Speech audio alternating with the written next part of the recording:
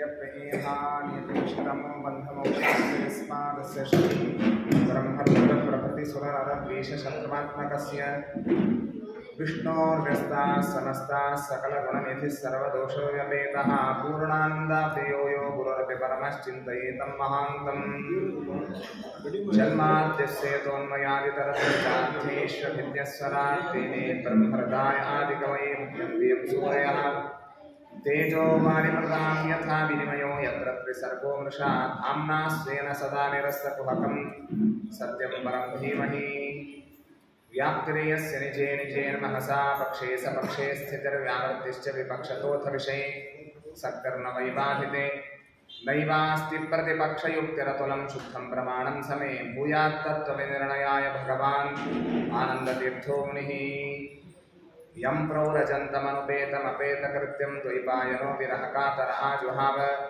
पुत्रेति तन्मयतया तरवोऽपि नेदुस्तं सर्वभूतहृदयं मुनिमानतोऽस्मि नमोऽस्तु तात्विका देवा विष्णुभक्तिपरायणाः धर्ममार्गे प्रेरयन्तु भवन्तः सर्व एव हि यस्य वाक्कामधेनुर्नः कामितार्थान् प्रयच्छति सेवेतं जय योगीन्द्रं कामबाणच्छिदं सदा नौमिन्याय सुधादिकृर्जय मुनीन् श्रीपादराट्सन्मणीन् व्यासार्यान् विविधागमाप्तिविहरान् श्रीवादिराजानपि वन्देऽहं समरान्दभूत्तमगुरून् वैदग्ध्यवाराम्निधीन् श्रीसत्यव्रतराघवेन्द्रमुनिपान् सद्बोधसध्यानपान् विद्यायां विभुधाचार्यं वेदज्ञानाब्धिचन्दिरं दुर्मतध्वान्तमार्तण्डं सत्यध्यानमुनिं भजे सत्याभिज्ञकराब्जोत्थान् पञ्चाशद्वर्षपूजकान् सत्यप्रमोदतीर्थार्यान् नौमिन्याय सुधारकान् शास्त्रेषु पारदर्श्वान् शास्त्रज्ञैश्च वत्सलं दीनभक्तोद्धारकरं सत्यात्मानं गुरुं भजे वेदेशमणिसत्पादसेवा सम्प्राप्तवैभवान् यादवार्यान् वरसुधान्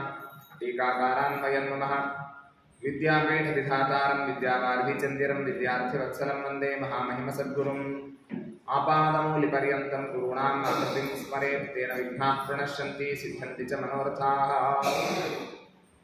श्रीगुरुभ्यो नमः। हरिः ओम्। स्वस्त्यस्तु सताम् अखिलसन्मङ्गलानि सन्तु श्लोकैकश्रवणपठनमात्रेण कथावस्तुश्च श्रोतॄणां निखिलकलिकतकल्मषापनोदरपटुतरे धर्माद्विखिलपुरुषार्थसाधने भूते श्रीमद्भागवते अद्य कथाप्रारम्भे सति किञ्चित् पूर्वमेयानुवादः। हरिः ओम् हरिः ओम् हरिः ओम्। ಕಳೆದ ದಿನ ದ್ವಿತೀಯ ಸ್ಕಂದದಲ್ಲಿ ಭಗವಂತ ಮಾಡಿದಂತಹ ಸೃಷ್ಟಿಯ ಬಗೆಯನ್ನು ನಾರದ ಋಷಿಗಳನ್ನು ಕುರಿತು ಬ್ರಹ್ಮದೇವರು ಉಪದೇಶ ಮಾಡಿದಂತಹ ರೀತಿ, ಅಪರೋಕ್ಷ ಜ್ಞಾನಿಗಳು ಉತ್ಕ್ರಮಣವನ್ನು ಯಾವ ರೀತಿಯಾಗಿ ಪಡೀತಾರೆ, ಉಚ್ಚ ಮಟ್ಟದ ಸಾಧನೆಯನ್ನು ಮಾಡಿದಂತಹ ಜ್ಞಾನಿಗಳೆಲ್ಲ ಮಹಾರಾದಿ ಲೋಕಗಳಲ್ಲಿ ವಾಸ ಮಾಡುತ್ತಾ ಭಗವಂತನ ವಿಶೇಷವಾದಂತಹ ಆರಾಧನೆಯಲ್ಲಿ ತಾವು ತೊಡಗಿದ್ದಾರೆ ಅಂತನ್ನುವಂತಹ ಮಾತನ್ನ ಇತ್ಯಾದಿಗಳನ್ನೆಲ್ಲ ದ್ವಿತೀಯ ಸ್ಕಂದದಲ್ಲಿ ಇನ್ನೂ ಸಮಗ್ರ ಅನೇಕ ರೂಪಗಳ ವರ್ಣನೆಯನ್ನ ಮಾಡಿದ್ದು, ಸಂಕ್ಷೇಪವಾಗಿ ಮಾಡಿದ ಕಥೆಯನ್ನ ನಾವು ಕೇಳಿದ್ದೇವೆ. ಜೊತೆಗೆ ತೃತೀಯ ಸ್ಕಂದದಲ್ಲಿ ವರಾಹ ರೂಪದಿಂದ ಯಾವ ರೀತಿಯಾಗಿ ಸ್ವಯಂಭುವ ಮನುವಿಗೆ ಭೂಲೋಕವನ್ನು ಎತ್ತಿ ಪರಮಾತ್ಮ ಅನುಗ್ರಹವನ್ನ ಮಾಡಿದಂತಹ ಕಥೆ, ಜೊತೆಗೆ ಜಯ ವಿಜಯರೇ ಹಿರಣ್ಯಾಕ್ಷ ಹಿರಣ್ಯಕಶ್ಯಪವಾಗಿ ಹುಟ್ಟಿದ್ದು, ಆ ಹಿರಣ್ಯಾಕ್ಷನನ್ನೇ ವರಾಹ ರೂಪದಿಂದ ಭಗವಂತ ಇವನ ಸಂಹಾರ ಮಾಡಿದ್ದಾನೆ ಅಂತನ್ನುವಂತಹ ಇತ್ಯಾದಿ ಭಾಗಗಳನ್ನೆಲ್ಲ ನಾವು ಕೇಳಿ ತಿಳಿದಿದ್ದೇವೆ. ಈ ಚತುರ್ಥ ಸ್ಕಂದದಲ್ಲಿ ವಿಶೇಷವಾಗಿ 4 ಜನರ ಕಥೆ ಬರ್ತದೆ. ಅದರಲ್ಲಿ ಸ್ತ್ರೀ, ಬಾಲ, ತರುಣ, ವೃದ್ಧ ಈ 4 ಕಥೆ ಆದರೆ ಚತುರ್ಥ ಸ್ಕಂದ ಮುಗಿದು ಹೋಗುತ್ತೆ. ಸ್ತ್ರೀ ಅಂದರೆ ಸತೀದೇವಿಯ ಕಥೆ, ಬಾಲ ಅಂತಂದರೆ ಬಾಲಕನಾದಂತಹ ಧ್ರುವರಾಜನ ಕಥೆ, ತರುಣ ಅಂದರೆ ಪೃಥು ಚಕ್ರವರ್ತಿ, ಆಮೇಲೆ ವೃದ್ಧ ಅಂದರೆ ಪ್ರಾಚೀನಮರ್ತಿ ಅವನ ಕಥೆ. ಈ ರೀತಿಯಾಗಿ 4 ಜನರ ಕಥೆ ಇಲ್ಲಿ ಬರ್ತಾ ಇದೆ. ಮೈತ್ರೇಯ ಉವಾಚ ಮನೋಸ್ತು ಶತರೂಪಾಯಾಂ ತಿಸ್ರಃ ಕನ್ಯಾಶ್ಚ ಜಜ್ಜಿರೆ ಆಕೂತಿರ್ದೇವಭೂತಿಶ್ಚ ಪ್ರಸೂತಿರಿತಿ ವಿಶ್ರುತಾಃ. ಸ್ವಯಂಭುವ ಮನುವಿಗೆ 3 ಜನ ಹೆಣ್ಣು ಮಕ್ಕಳು ಅಂತ ಪ್ರಸಿದ್ಧಿ. ನೀವು ಹಿಂದೆ ಹೇಳಿದ್ರಿ ಆಕೂತಿ, ದೇವಭೂತಿ, ಪ್ರಸೂತಿ ಎಂಬುದಾಗಿ.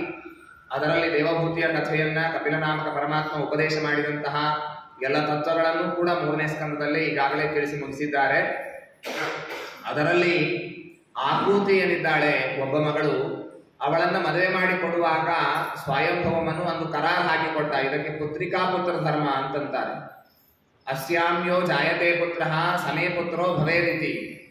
ಈ ಹೆಣ್ಣು ಮಗಳಲ್ಲಿ ಯಾರು ಮಗು ಆಗತ್ತೋ ಆ ಮಗುವನ್ನ ನಮಗೆ ಕೊಡಬೇಕು ಅಂತ ಕರಾರು ಹಾಕಿ, ಮೊಮ್ಮಗನನ್ನ ದತ್ತಕ್ಕೆ ಕೊಡಬೇಕು ಅಂತನ್ನುವ ಕರಾರು ಹಾಕಿ ಕೊಡೋದಕ್ಕೆ ಇದಕ್ಕೆ ಪುತ್ರಿಕಾ ಪುತ್ರ ಧರ್ಮ ಅಂತಂತಾರೆ. ಆಕೂತಿಯಲ್ಲಿ ಸ್ವಯಂ ಯಜ್ಞನಾಮಕ ಭಗವಂತನ ಅವತಾರ ಆಗತ್ತೆ. ಇದು ಸ್ವಯಂಭವ ಮನೆಗೆ ಗೊತ್ತು ಅನ್ನೋದಕ್ಕೋಸ್ಕರ ಆ ಮಗುವನ್ನ ನಮಗೆ ಕೊಡಬೇಕು ಅಂತ ಕರಾರ ಹಾಕಿ ಆ ಮಗುವನ್ನ ಕೊಟ್ಟಿದ್ದಾನೆ. ಅದರಲ್ಲಿ ಅವಳಿಗಳು ಹುಟ್ಟುತ್ತಾರೆ. ಆಕೂತಿಯಲ್ಲಿ ಇಬ್ಬರು ಮಕ್ಕಳು ಹುಟ್ಟಿದ್ದಾರೆ. ಆ ಯಜ್ಞನಾಮಕ ಪರಮಾತ್ಮ, ಇನ್ನೊಬ್ಬಳು ದಕ್ಷಿಣ ಅಂತ ಸಾಕ್ಷಾತ್ ಲಕ್ಷ್ಮೀದೇವಿ ಅವತಾರ. ಪರಮಾತ್ಮ ಅವಳನ್ನೇ ಮುಂದೆ ಹೋಗಿ ಮದುವೆಯೂ ಕೂಡ ಆಗ್ತಾನೆ. ಯಾ ಸ್ತ್ರೀ ಸಾ ದಕ್ಷಿಣಾಭೂತೇರ್ ಅಂಶಭೂತಾನಪಾಯಿನಿ. ಈ ಸ್ವಯಂಭವನು ತನ್ನ ದೌಹಿತ್ರ ಅಂತ ಕರೀತಾರೆ. ಮಗನ ಮಕ್ಕಳಿಗಿಂತ ಮಗಳ ಮಕ್ಕಳು ಲೇಸು ಅಂತಂತಾರೆ ನೋಡ್ರಿ. ಯಾಕೆ ಅಂತಂದ್ರೆ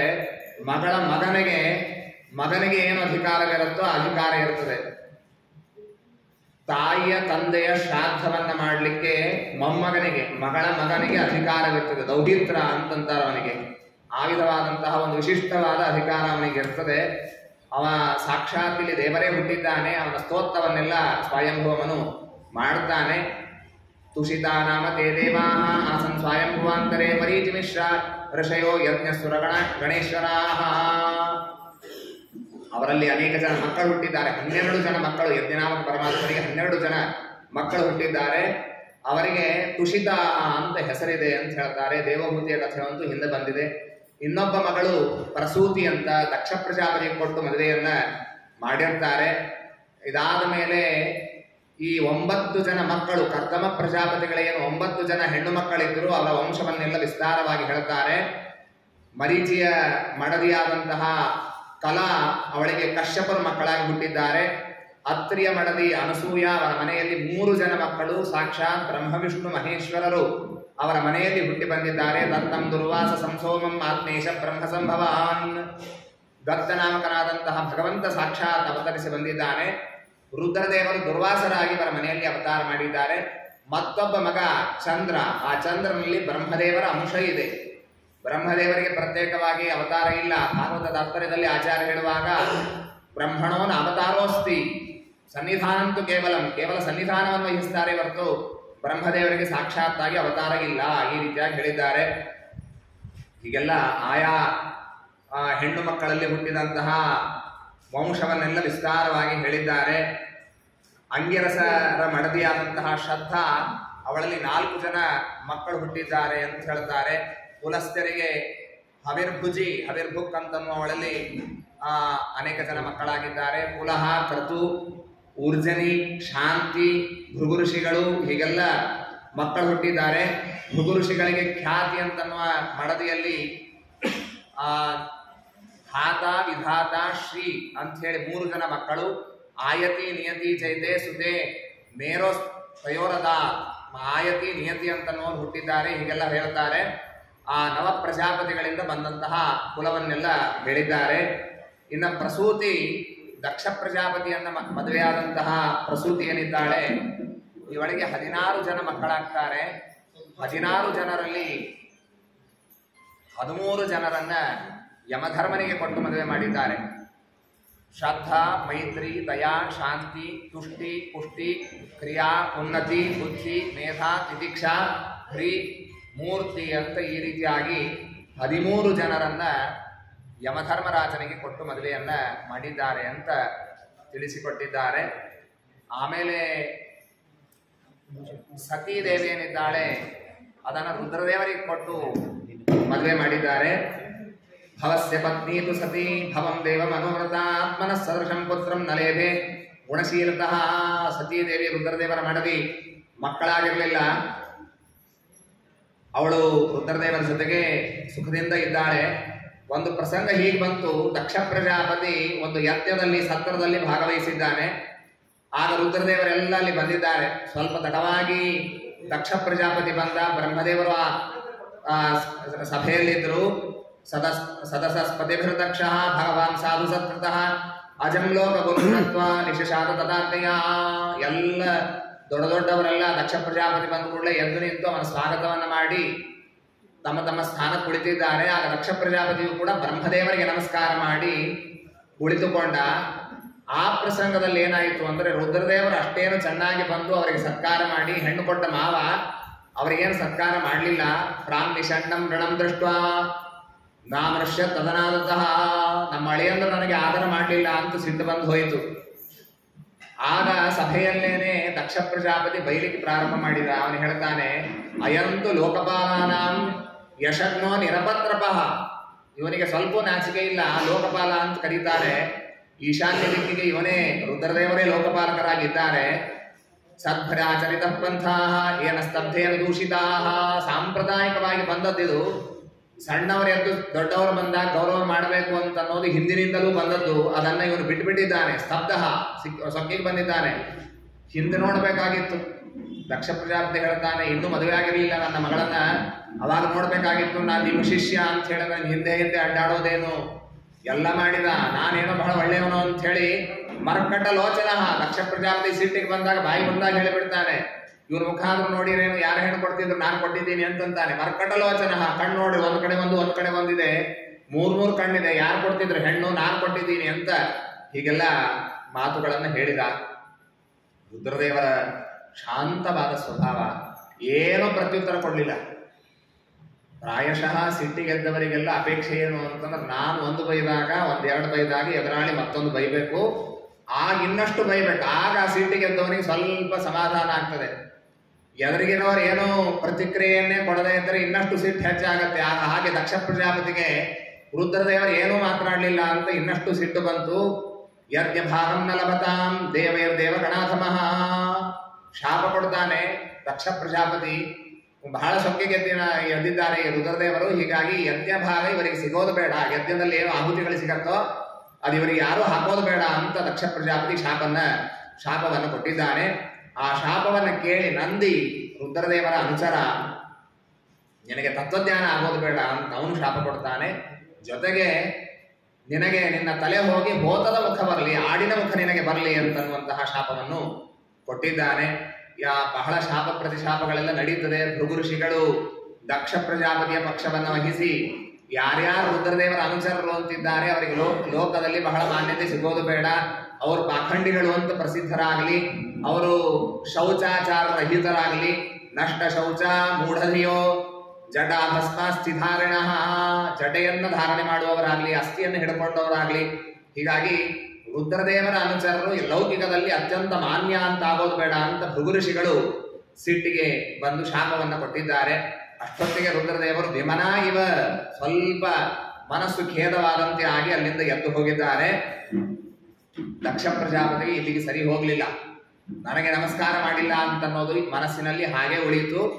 ಇದರ ಪ್ರತೀಕಾರಕ್ಕಾಗಿ ರುದ್ರದೇವರಿಗೆ ಅಪಮಾನ ಮಾಡಬೇಕು ಅಂತನ್ನೋ ಉದ್ದೇಶದಿಂದಲೇನೆ ಒಂದು ವಾಜಪೇಯಿ ಯಜ್ಞವನ್ನ ಆಯೋಜನೆ ಮಾಡಿದ್ದಾನೆ. ಎಲ್ಲ ದೇವಾದಿ ದೇವತೆಗಳನ್ನ ಕರೆಸಿದ್ದಾನೆ. ಆದರೆ ರುದ್ರದೇವರಿಗೆ ಮಾತ್ರ ಇನ್ವಿಟೇಷನ್ ಹೋಗಲಿಲ್ಲ. ದೇವತೆಗಳೆಲ್ಲ ತಮ್ಮ ಲೋಕದಿಂದ ಬರ್ತಾ ಇರುವಾಗ ರೂಟ್ ಇರೋದೇನು ಅಂದ್ರೆ ಕೈಲಾಸದ ಹತ್ತಿರದಿಂದಲೇ ಬರಬೇಕು. ಕೈಲಾಸದಲ್ಲಿ ರುದ್ರದೇವರ ಮನೆ, ಇವ್ರ ಮನೆ ಮುಂದೆನೇ ಎಲ್ಲರ ವಿಮಾನಗಳು ಹಾಕ್ತಾ ಹೊರಟಿವೆ.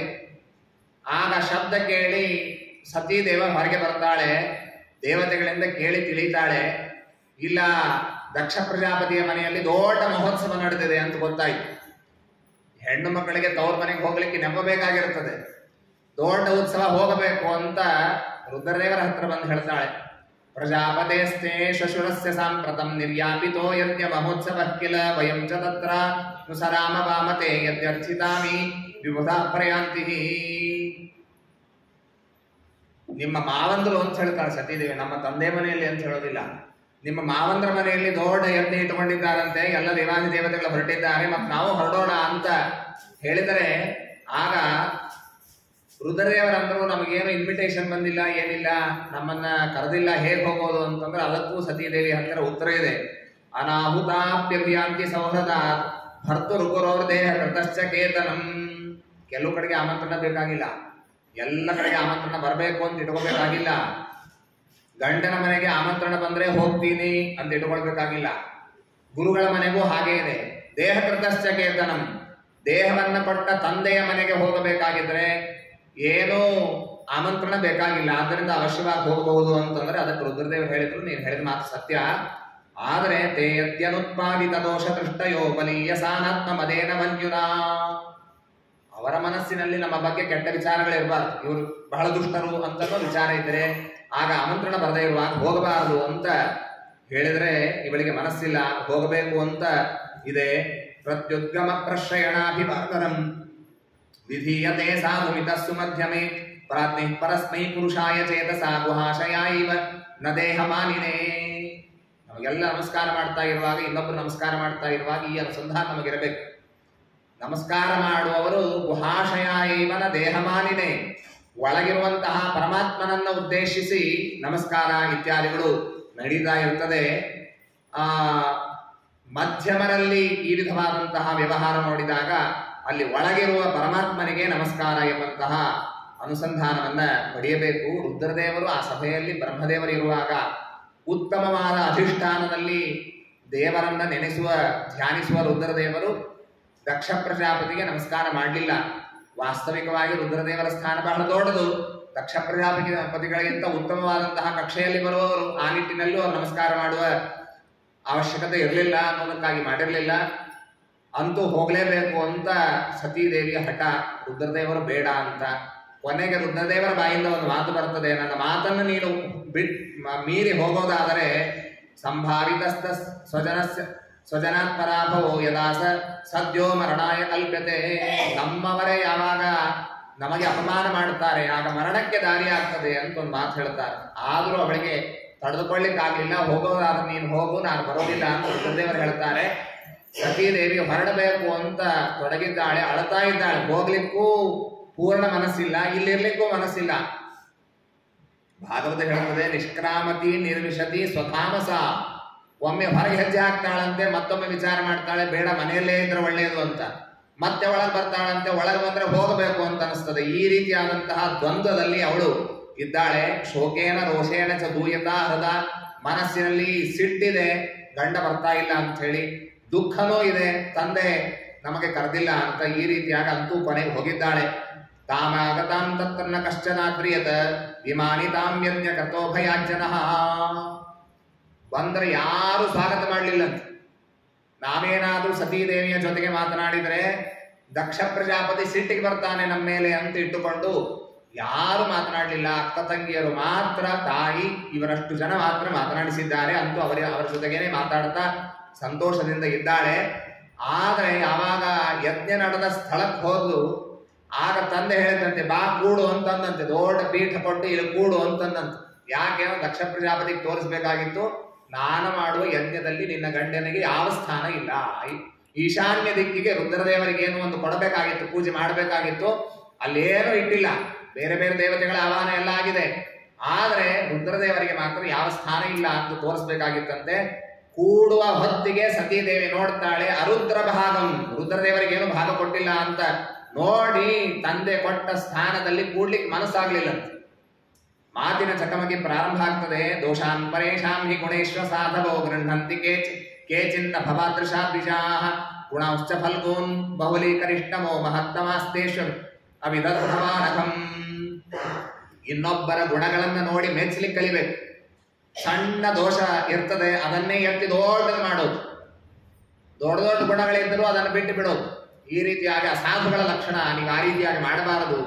ನಮ್ಮ ಪತಿ ಅಂದ್ರೆ ಏನ್ ತಿಳಿದಿದ್ದೀರಿ? ರುದ್ರದೇವರು ಅಂತಂದ್ರೆ ಏನ್ ತಿಳಿದಿದ್ದೀರಿ? ಅಧ್ಯಕ್ಷರಂ ನಾಮ ಗಿರೇರಿತಂ ನೃಣಾಂ. ಎರಡಕ್ಷರ ಇದೆ, ಶಿವ ಅಂತನ್ನುವಂತಹ ಎರಡಕ್ಷರ ಏನಿದೆ ಅದನ್ನು ಒಂದು ಬಾರಿ ಹೇಳಿದ್ರೆ ಸಾಕು. ಅಘಮಾಶು ಹಂತಿತತ. ಆ ನಾಮೋಚ್ಚಾರಣೆಯನ್ನ ಮಾಡುವಂತಹ ಜನರ ಎಲ್ಲ ಪಾಪವನ್ನ ಕಳೆಯುವಂತಹ ಮಂಗಲ ಸ್ವರೂಪ ನನ್ನ ಪತಿ ಅಂತ ಸತೀದೇವಿ ಹೇಳ್ತಾ ಇದ್ದಾಳೆ. ರುದ್ರದೇವರ ನಿಂದೆ ಆಗ್ತಾ ಇದ್ರೆ ಅವಳಿಗೆ ತಡೆದುಕೊಳ್ಳಿಕ್ಕೆ ಆಗಲಿಲ್ಲ.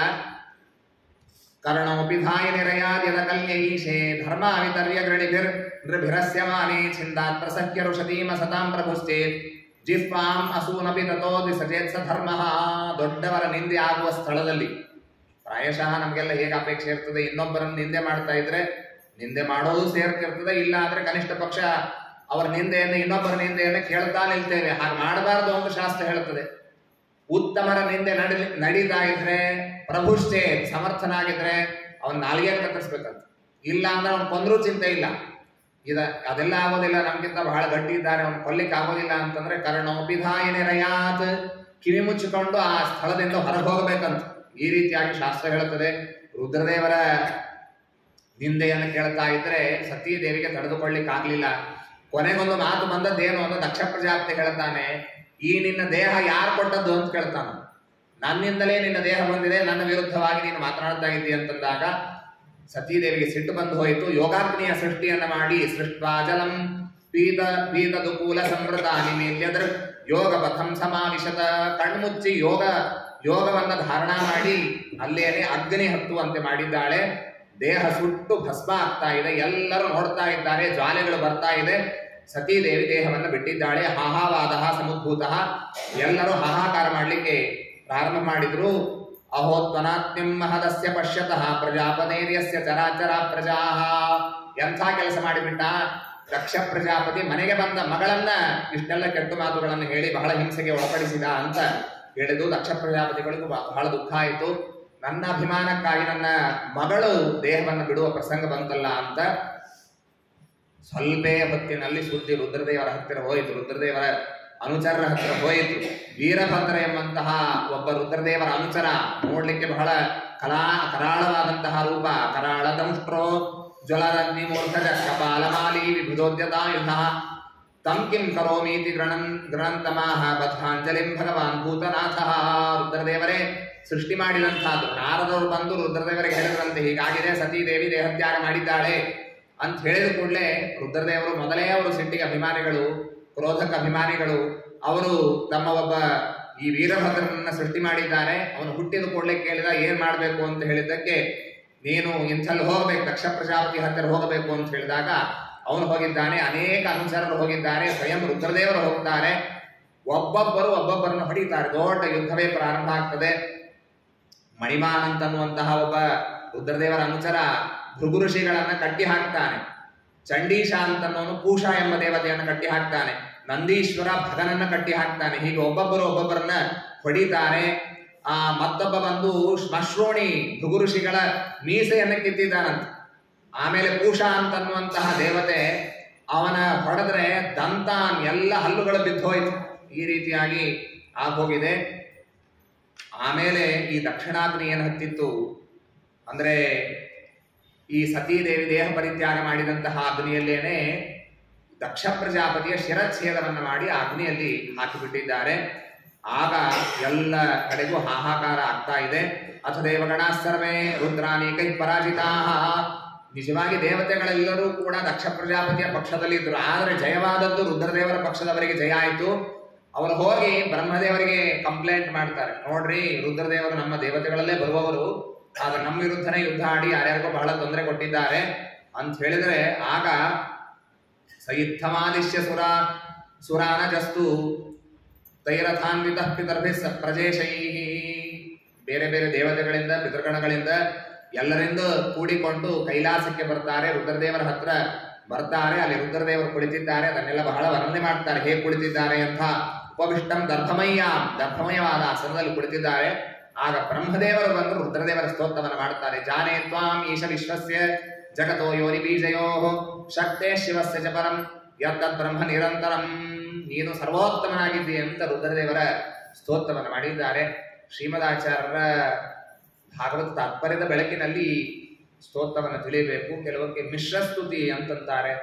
ಅಂತರ್ಯಾಮಿಯಾದಂತಹ ಭಗವಂತನನ್ನ ಇಟ್ಟುಕೊಂಡು ಇಲ್ಲಿ ಬ್ರಹ್ಮದೇವರು ಸ್ತೋತ್ರವನ್ನ ಮಾಡಿದ್ದಾರೆ. ಬ್ರಹ್ಮದೇವರು ಉತ್ತಮರು, ರುದ್ರದೇವರ ಸ್ಥಾನ ಇದ್ದದ್ದು ತರುವಾಯ ಬರುವಂತಹದ್ದು. ಆದರೂ ಕೂಡ ಲೋಕ ವಿಡಂಬನೆಗೆ ಅಂತ ಹೇಳಿ ರುದ್ರದೇವರಲ್ಲಿ ಅಂತರ್ಯಾಮಿಯಾದಂತಹ ಭಗವಂತನನ್ನು ಉದ್ದೇಶಿಸಿ ಆ ಸ್ತೋತ್ರವನ್ನ ಬ್ರಹ್ಮದೇವರು ಮಾಡಿದ್ದಾರೆ. ಕೊನೆಗೆ ರುದ್ರದೇವರು ಶಾಂತರಾಗ್ತಾರೆ ಅಂತ ತಿಳಿದ್ದೇವೆ. ಅದಾದ ಮೇಲೆ ಈ ದಕ್ಷ ಪ್ರಜಾಪತಿಗೆ ಹೋತದ ಮುಖವನ್ನ, ಆಡಿನ ಮುಖವನ್ನ ತಂದು ಹಾಕಿ ಅವನನ್ನ ಬದುಕಿಸಿದ್ದಾರೆ. ದಕ್ಷ ಪ್ರಜಾಪತಿ ಅವನು ಎಲ್ಲ ಮದವನ್ನು ಕಳೆದುಕೊಂಡಿದ್ದಾನೆ. ಅವನಿಗೇನು ಅಹಂಕಾರ ಬಂದಿತ್ತೋ, ಭೂಯಾನನುಗ್ರಹವೋ ಭವತಾ ಕೃತೋ ಮೇ ದಂಡಸ್ತ್ವಯಾಮೈ ಧೃತೋ ಯದಪಿ ಪ್ರಸಖ್ಯ ನ ಬ್ರಹ್ಮ ಬಂಧು ಶುಚವಾಂ ಭಗವನ್ನವಜ್ಞಾ ತುಭ್ಯಂ ಹರೇಶ್ಚ ಕುತ ಏವ ಧೃತವ್ರತೇಷು.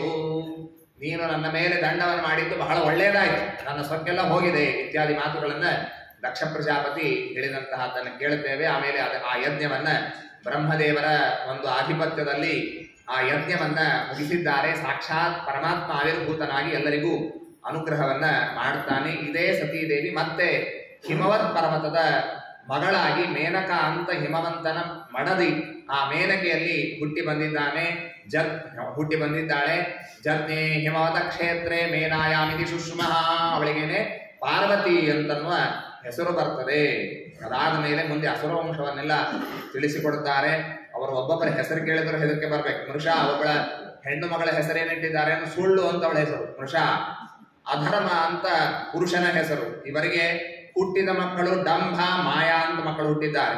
ಅದಾದ್ಮೇಲೆ ಅದನ್ನು ನಿರತಿ ಮದುವೆಯಾಗಿದ್ದಾನೆ. ತಯೋ ಸಮಭವಲ್ಲೋಭ, ಅವರಲ್ಲಿ ಹುಟ್ಟಿದವರ ಹೆಸರು ಲೋಭ, ನಿಕೃತಿ ಹೀಗೆಲ್ಲ ಹುಟ್ಟಿದ್ದಾರೆ. ಕ್ರೋಧ, ಹಿಂಸಾ, ದುರುಕ್ತಿ, ಕೆಟ್ಟ ಮಾತು ಅಂತ ಹೆಸರಿಟ್ಟಿದ್ದಾರೆ. ಕಲಿ ಇವರೆಲ್ಲ ಬಂದಿದ್ದಾರೆ. ದುರುಕ್ತಿ, ಭಯ, ಮೃತ್ಯು ಅಂತನ್ನುವಂಥವರೆಲ್ಲ ಯಾತನ, ನಿರಯ ಅಂತ ಹೀಗೆಲ್ಲ ಹುಟ್ಟಿದ್ದಾರೆ. ಇದನ್ನೆಲ್ಲ ಸಂಕ್ಷೇಪವಾಗಿ ಹೇಳಿ ಇದನ್ನ 3 ಬಾರಿ ಕೇಳಬೇಕು, ಎಲ್ಲ ಪಾಪಗಳು ಕಳೆದು ಹೋಗ್ತದೆ ಅಂತ ಹೇಳಿದ್ದಾರೆ. ಅದಾದ ಮೇಲೆ ಉತ್ತಾನಪಾದನ ಮಡದಿ ಸುನೀತಿ ಮತ್ತು ಸುರುಚಿ ಅಂತ ಇಬ್ಬರಿದ್ದಾರೆ. ಮುಂದೆ ಈ ಧ್ರುವರಾಜನ ಚರಿತ್ರೆಯನ್ನ ಹೇಳಲಿಕ್ಕೆ ಪ್ರಾರಂಭ ಮಾಡ್ತಾ ಇದ್ದಾರೆ. ಆ ಸುನೀತಿಯ ಮಗ ಧ್ರುವ ಅಂತಿದ್ದಾನೆ. ಸಣ್ಣ ಮಗು, 5 ವರ್ಷದ ಮಗು, ತಂದೆಯ ತೊಡೆ ಏರಬೇಕು ಅಂತ ಉತ್ತಮ ಅಂತ ಹೇಳಿ ಸುರುಚಿಯ ಮಗ, ಅವನು ತಂದೆಯ ತೊಡೆ ಮೇಲೆ ಕುಳಿತಿದ್ದ ಅಂತ ಈ ಮಗುವಿಗೂ ಅಪೇಕ್ಷೆ ಆಯಿತು. ಉತ್ತಾನಪಾದನ ತೊಡೆ ಮೇಲೆ ಹೋಗಿ ಕೂಡ್ಲಿಕ್ಕೆ ಹೋಗ್ತಾನೆ. ಆಗ ಸುರುಚಿ ಅವನನ್ನ ಎಳೆದು ಕೆಳಗಿಳಿಸಿ, ನೀನಿಲ್ಲಿ ಕೂಡುವಂತೆ ಇಲ್ಲ, ಇಲ್ಲಿ ನೀನು ಕೂಡಬೇಕಾಗಿದ್ರೆ ನನ್ನ ಹೊಟ್ಟೆಯಿಂದ ಹುಟ್ಟಿ ಬಂದ್ರೆ ಮಾತ್ರ ಇಲ್ಲಿ ಅವಕಾಶ, ಇಲ್ಲ ಅಂದ್ರೆ ನಿನಗೆ ಇಲ್ಲಿ ಅವಕಾಶ ಇಲ್ಲ ಅಂತ ಆ ಮಗುವನ್ನ ಬೈದು ಕಳಿಸಿದ್ದಾಳೆ. ಧ್ರುವ ಬಂದು ತಾಯಿ ಹತ್ರ ಸುನೀತಿ ಹತ್ರ ಹೇಳ್ತಾನೆ, ಹೀಗಾಗಿದೆ ಅಂತ ಹೇಳಿದರೆ ಸುನೀತಿ ಹೆಸರಿಗೆ ತಕ್ಕಂತೆ ಒಳ್ಳೆಯ ನೀತಿಯನ್ನೇ ಹೇಳುವವಳು. ಮಾಮಂಗಲಂ ತಾತ ಪರೇಶು ಮಂಸ್ಥಾ ಭುಂಕ್ತೆ ಜನೋ ಯತ್ಪರ ದುಃಖದಸ್ತತ ಸತ್ಯಂ ಸುರುಚ್ಯಾಭೀತಂ ಭವಾನ್ ಮೇ ಯದ್ದುರ್ಭಗಾಯ ಉದರೇ ಗೃಹೀತಃ. ಅವಳು ಹೇಳಿದ್ರಲ್ಲಿ ಏನು ತಪ್ಪಿಲ್ಲ. ನಿಮ್ಮ ಆ ಸಮಾತ ಸುರುಚಿ ಹೇಳಿದ ಮಾತು ಏನೂ ತಪ್ಪಿಲ್ಲ. ನೀನು ಅವಳಲ್ಲಿ ಏನೂ ಕೆಡಕನ್ನ ಬಯಸಬೇಡ. ಮಾಮಂಗಲಂ ತಾತ ಪರೇಶು ಮಂಸ್ಥಾಹ, ಇನ್ನೊಬ್ಬರಿಗೆ ಕೆಡಕನ್ನ ಬಯಸಬೇಡ. ಅವರೇನ್ ಮಾಡ್ತಾರೋ ಅದನ್ನ ದೇವರು ನೋಡಿಕೊಂಡು ಆಯಾ ಫಲವನ್ನು ಅವರಿಗೆ ಕೊಡ್ತಾನೆ. ನನ್ನಂತಹ ಭಾಗ್ಯರಹಿತಳಾದವಳಲ್ಲಿ ನೀನು ಹುಟ್ಟಿದೆಯಲ್ಲ, ಅದಕ್ಕಾಗಿ ಇದನ್ನು ಅನುಭವಿಸುವಂತಹ ಪರಿಸ್ಥಿತಿ ನನಗೆ ಬಂದಿದೆ. ಒಂದು ಕೆಲಸ ಮಾಡು, ಆರಾಧಯ ಅಧೋಕ್ಷಜ ಪಾದಪದ್ಮಂ, ದೇವರ ಪಾದ ಕಮಲವನ್ನು ಭಜನೆ ಮಾಡು. ಉತ್ತಮವಾದಂತಹ ಸ್ಥಾನವನ್ನ ಪರಮಾತ್ಮ ಕೊಡ್ತಾನೆ.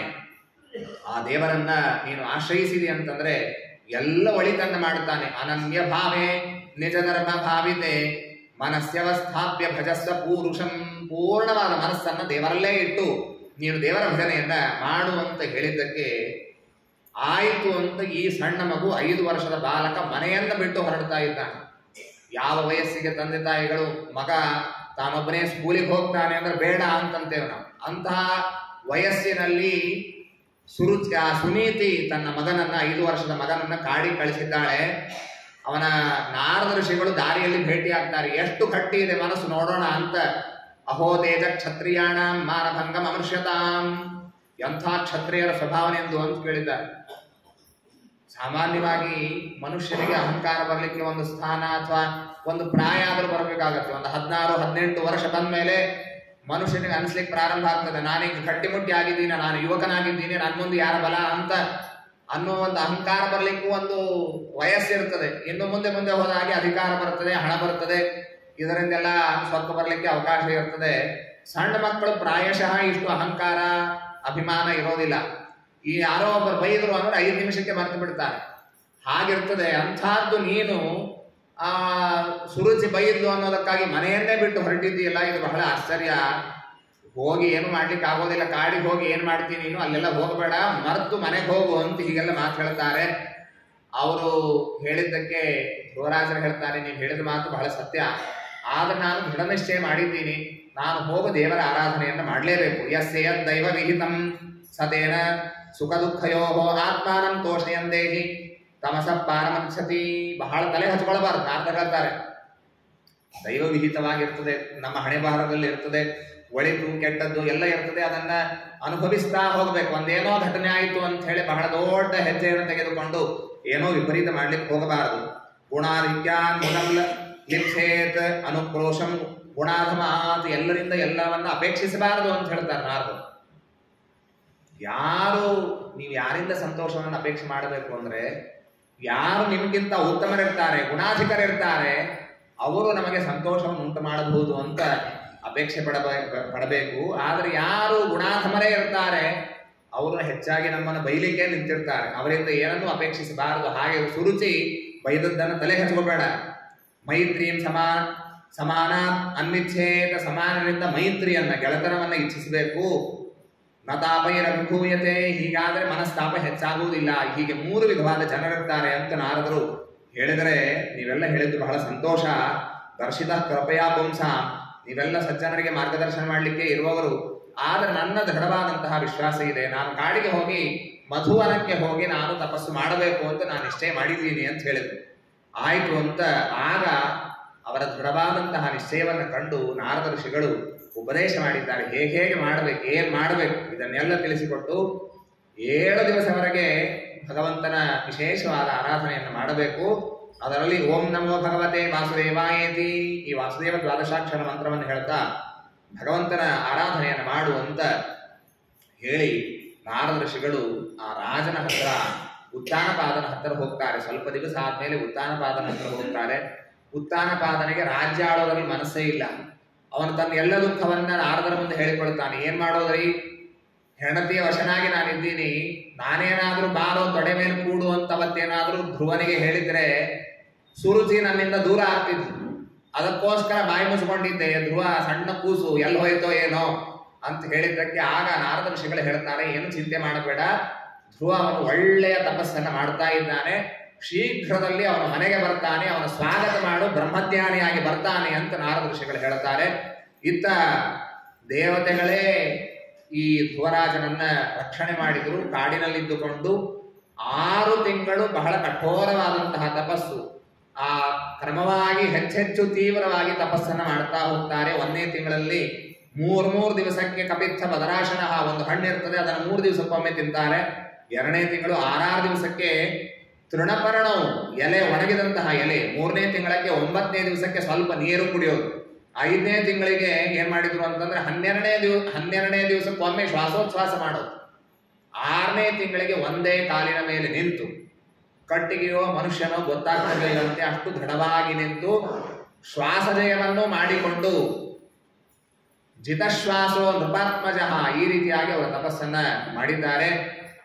ಅದು ಬೇರೆ ಬೇರೆ ಪ್ರಾಣಿಗಳ, ಕ್ರೂರ ಪ್ರಾಣಿಗಳ ರೂಪದಲ್ಲಿ ಬಂದು ದೇವತೆಗಳೆಲ್ಲ ಪರೀಕ್ಷೆ ಮಾಡಿದರಂತೆ, ತೊಂದರೆ ಕೊಟ್ಟರು ಅಂತ ಬರ್ತದೆ. ಇದು ಯಾಕೆ ಅಂದ್ರೆ ಧ್ರುವನಿಗೆ ಕೀರ್ತಿ ಬರಲಿ. ಇಷ್ಟೆಲ್ಲ ಸಿಂಹ ಬಂತು, ಹುಲಿ ಬಂತು, ಆದರೂ ಕೂಡ ಧ್ರುವ ಅಲ್ಲಿಂದ ಏಳಲಿಲ್ಲ, ತಪಸ್ಸನ್ನ ನಿರಂತರವಾಗಿ ನಡೆಸಿದ ಅಂತನ್ನುವಂತಹ ಕೀರ್ತಿ ಬರಲಿ ಅನ್ನೋದಕ್ಕಾಗಿಯೇ ದೇವತೆಗಳು ಆ ರೀತಿಯಾಗಿ ಮಾಡಿದ್ದಾರೆ. ತಸ್ಮಿನ್ ಅಭಿಧ್ಯಾಯತಿ ವಿಶ್ವಮಾತ್ಮನೋ ದ್ವಾರಂ ನಿರುದ್ಧ್ಯ ಸುಮನನ್ಯಾಧಿಯ ಲೋಕೋ ನಿರುಶ್ವಾಸ ನಿಪೀಡಿತಾಭೃಶಂ ಸಲೋಕಪಾಲ ಶರಣಂ ಯಯುರ್ಹರಿಂ. ಎಲ್ಲರಿಗೆ ಶ್ವಾಸ ನಿರೋಧ ಆಗ್ಲಿಕ್ಕೆ ಪ್ರಾರಂಭ ಆಯಿತಂತೆ, ಎಲ್ಲ ಜೀವರಾಶಿಗಳಿಗೆ, ಲೋಕಪಾಲಕರಿಗೆ, ಎಲ್ಲರೂ ದೇವರಿಗೆ ಮೊರೆ ಹೋಗಿದ್ದಾರೆ ಅಂತ ಹೇಳ್ತಾರೆ. ಈ ಪ್ರಸಂಗದಲ್ಲೂ ಆಚಾರ್ಯ ನಿರ್ಣಯವನ್ನು ಕೊಡ್ತಾ, ಇದಾದದ್ದು ಯಾವುದೋ ಒಬ್ಬ ಸಣ್ಣ ಧ್ರುವರಾಜ ಇವನು ತಪಸ್ಸು ಮಾಡಿದ್ದಕ್ಕಾಗಿ ದೊಡ್ಡ ದೊಡ್ಡ ದೇವತೆಗಳೆಲ್ಲ ತೊಂದರೆ ಆಗೋದಿಲ್ಲ. ಆದರೂ ಧ್ರುವನಿಗೆ ಕೀರ್ತಿ ಬರಲಿ, ಅವನು ತಪಸ್ಸು ಮಾಡಿದಾಗ ಉತ್ತರೋತ್ತರ ಲೋಕದಲ್ಲಿ ಇರುವವರಿಗೆಲ್ಲ ಅದರ ಪ್ರಭಾವ ಕಂಡಿತು ಅಂತನ್ನುವ ಕೀರ್ತಿ ಬರಲಿ ಅನ್ನೋದಕ್ಕೋಸ್ಕರ ಆ ರೀತಿಯಾಗಿ ಅವರು ನಟನೆಯನ್ನು ಮಾಡಿದ್ದಾರೆ. ಆಗ ಪರಮಾತ್ಮ ತಾನು ಶಂಖಚಕ್ರ ಗದಾಪಾಣಿಯಾಗಿ ಶಂಖಚಕ್ರ ಗದಾ ಪದ್ಮಗಳನ್ನು ಹಿಡಿದುಕೊಂಡು ಇವನ ಮುಂದೆ ಪ್ರಕಟನಾಗಿದ್ದಾನೆ. ತಿರೋಹಿತಂ ಸಹಸೈವೋಪಲಕ್ಷ್ಯ ಬಹಿಸ್ಥಿತಂ ತದವಸ್ತಂ ತದರ್ಶ. ಧ್ರುವ ಮಹಾರಾಜರು ಕಣ್ಮುಚ್ಚಿ ದೇವರನ್ನು ಧ್ಯಾನ ಮಾಡ್ತಾ ಇದ್ದಾರೆ. ಹೃದಯದ ಒಳಗೆ ದೇವರು ಕಾಣ್ತಾ ಇದ್ದಾನೆ, ಅದರಲ್ಲಿ ಆನಂದವಂತರಾಗಿದ್ದಾರೆ. ಹೊರಗೆ ದೇವರು ಬಂದ್ರೆ ಧ್ರುವ ಮಹಾರಾಜ ಕಣ್ಣೇ ತೆಗಿಲಿಲ್ಲ.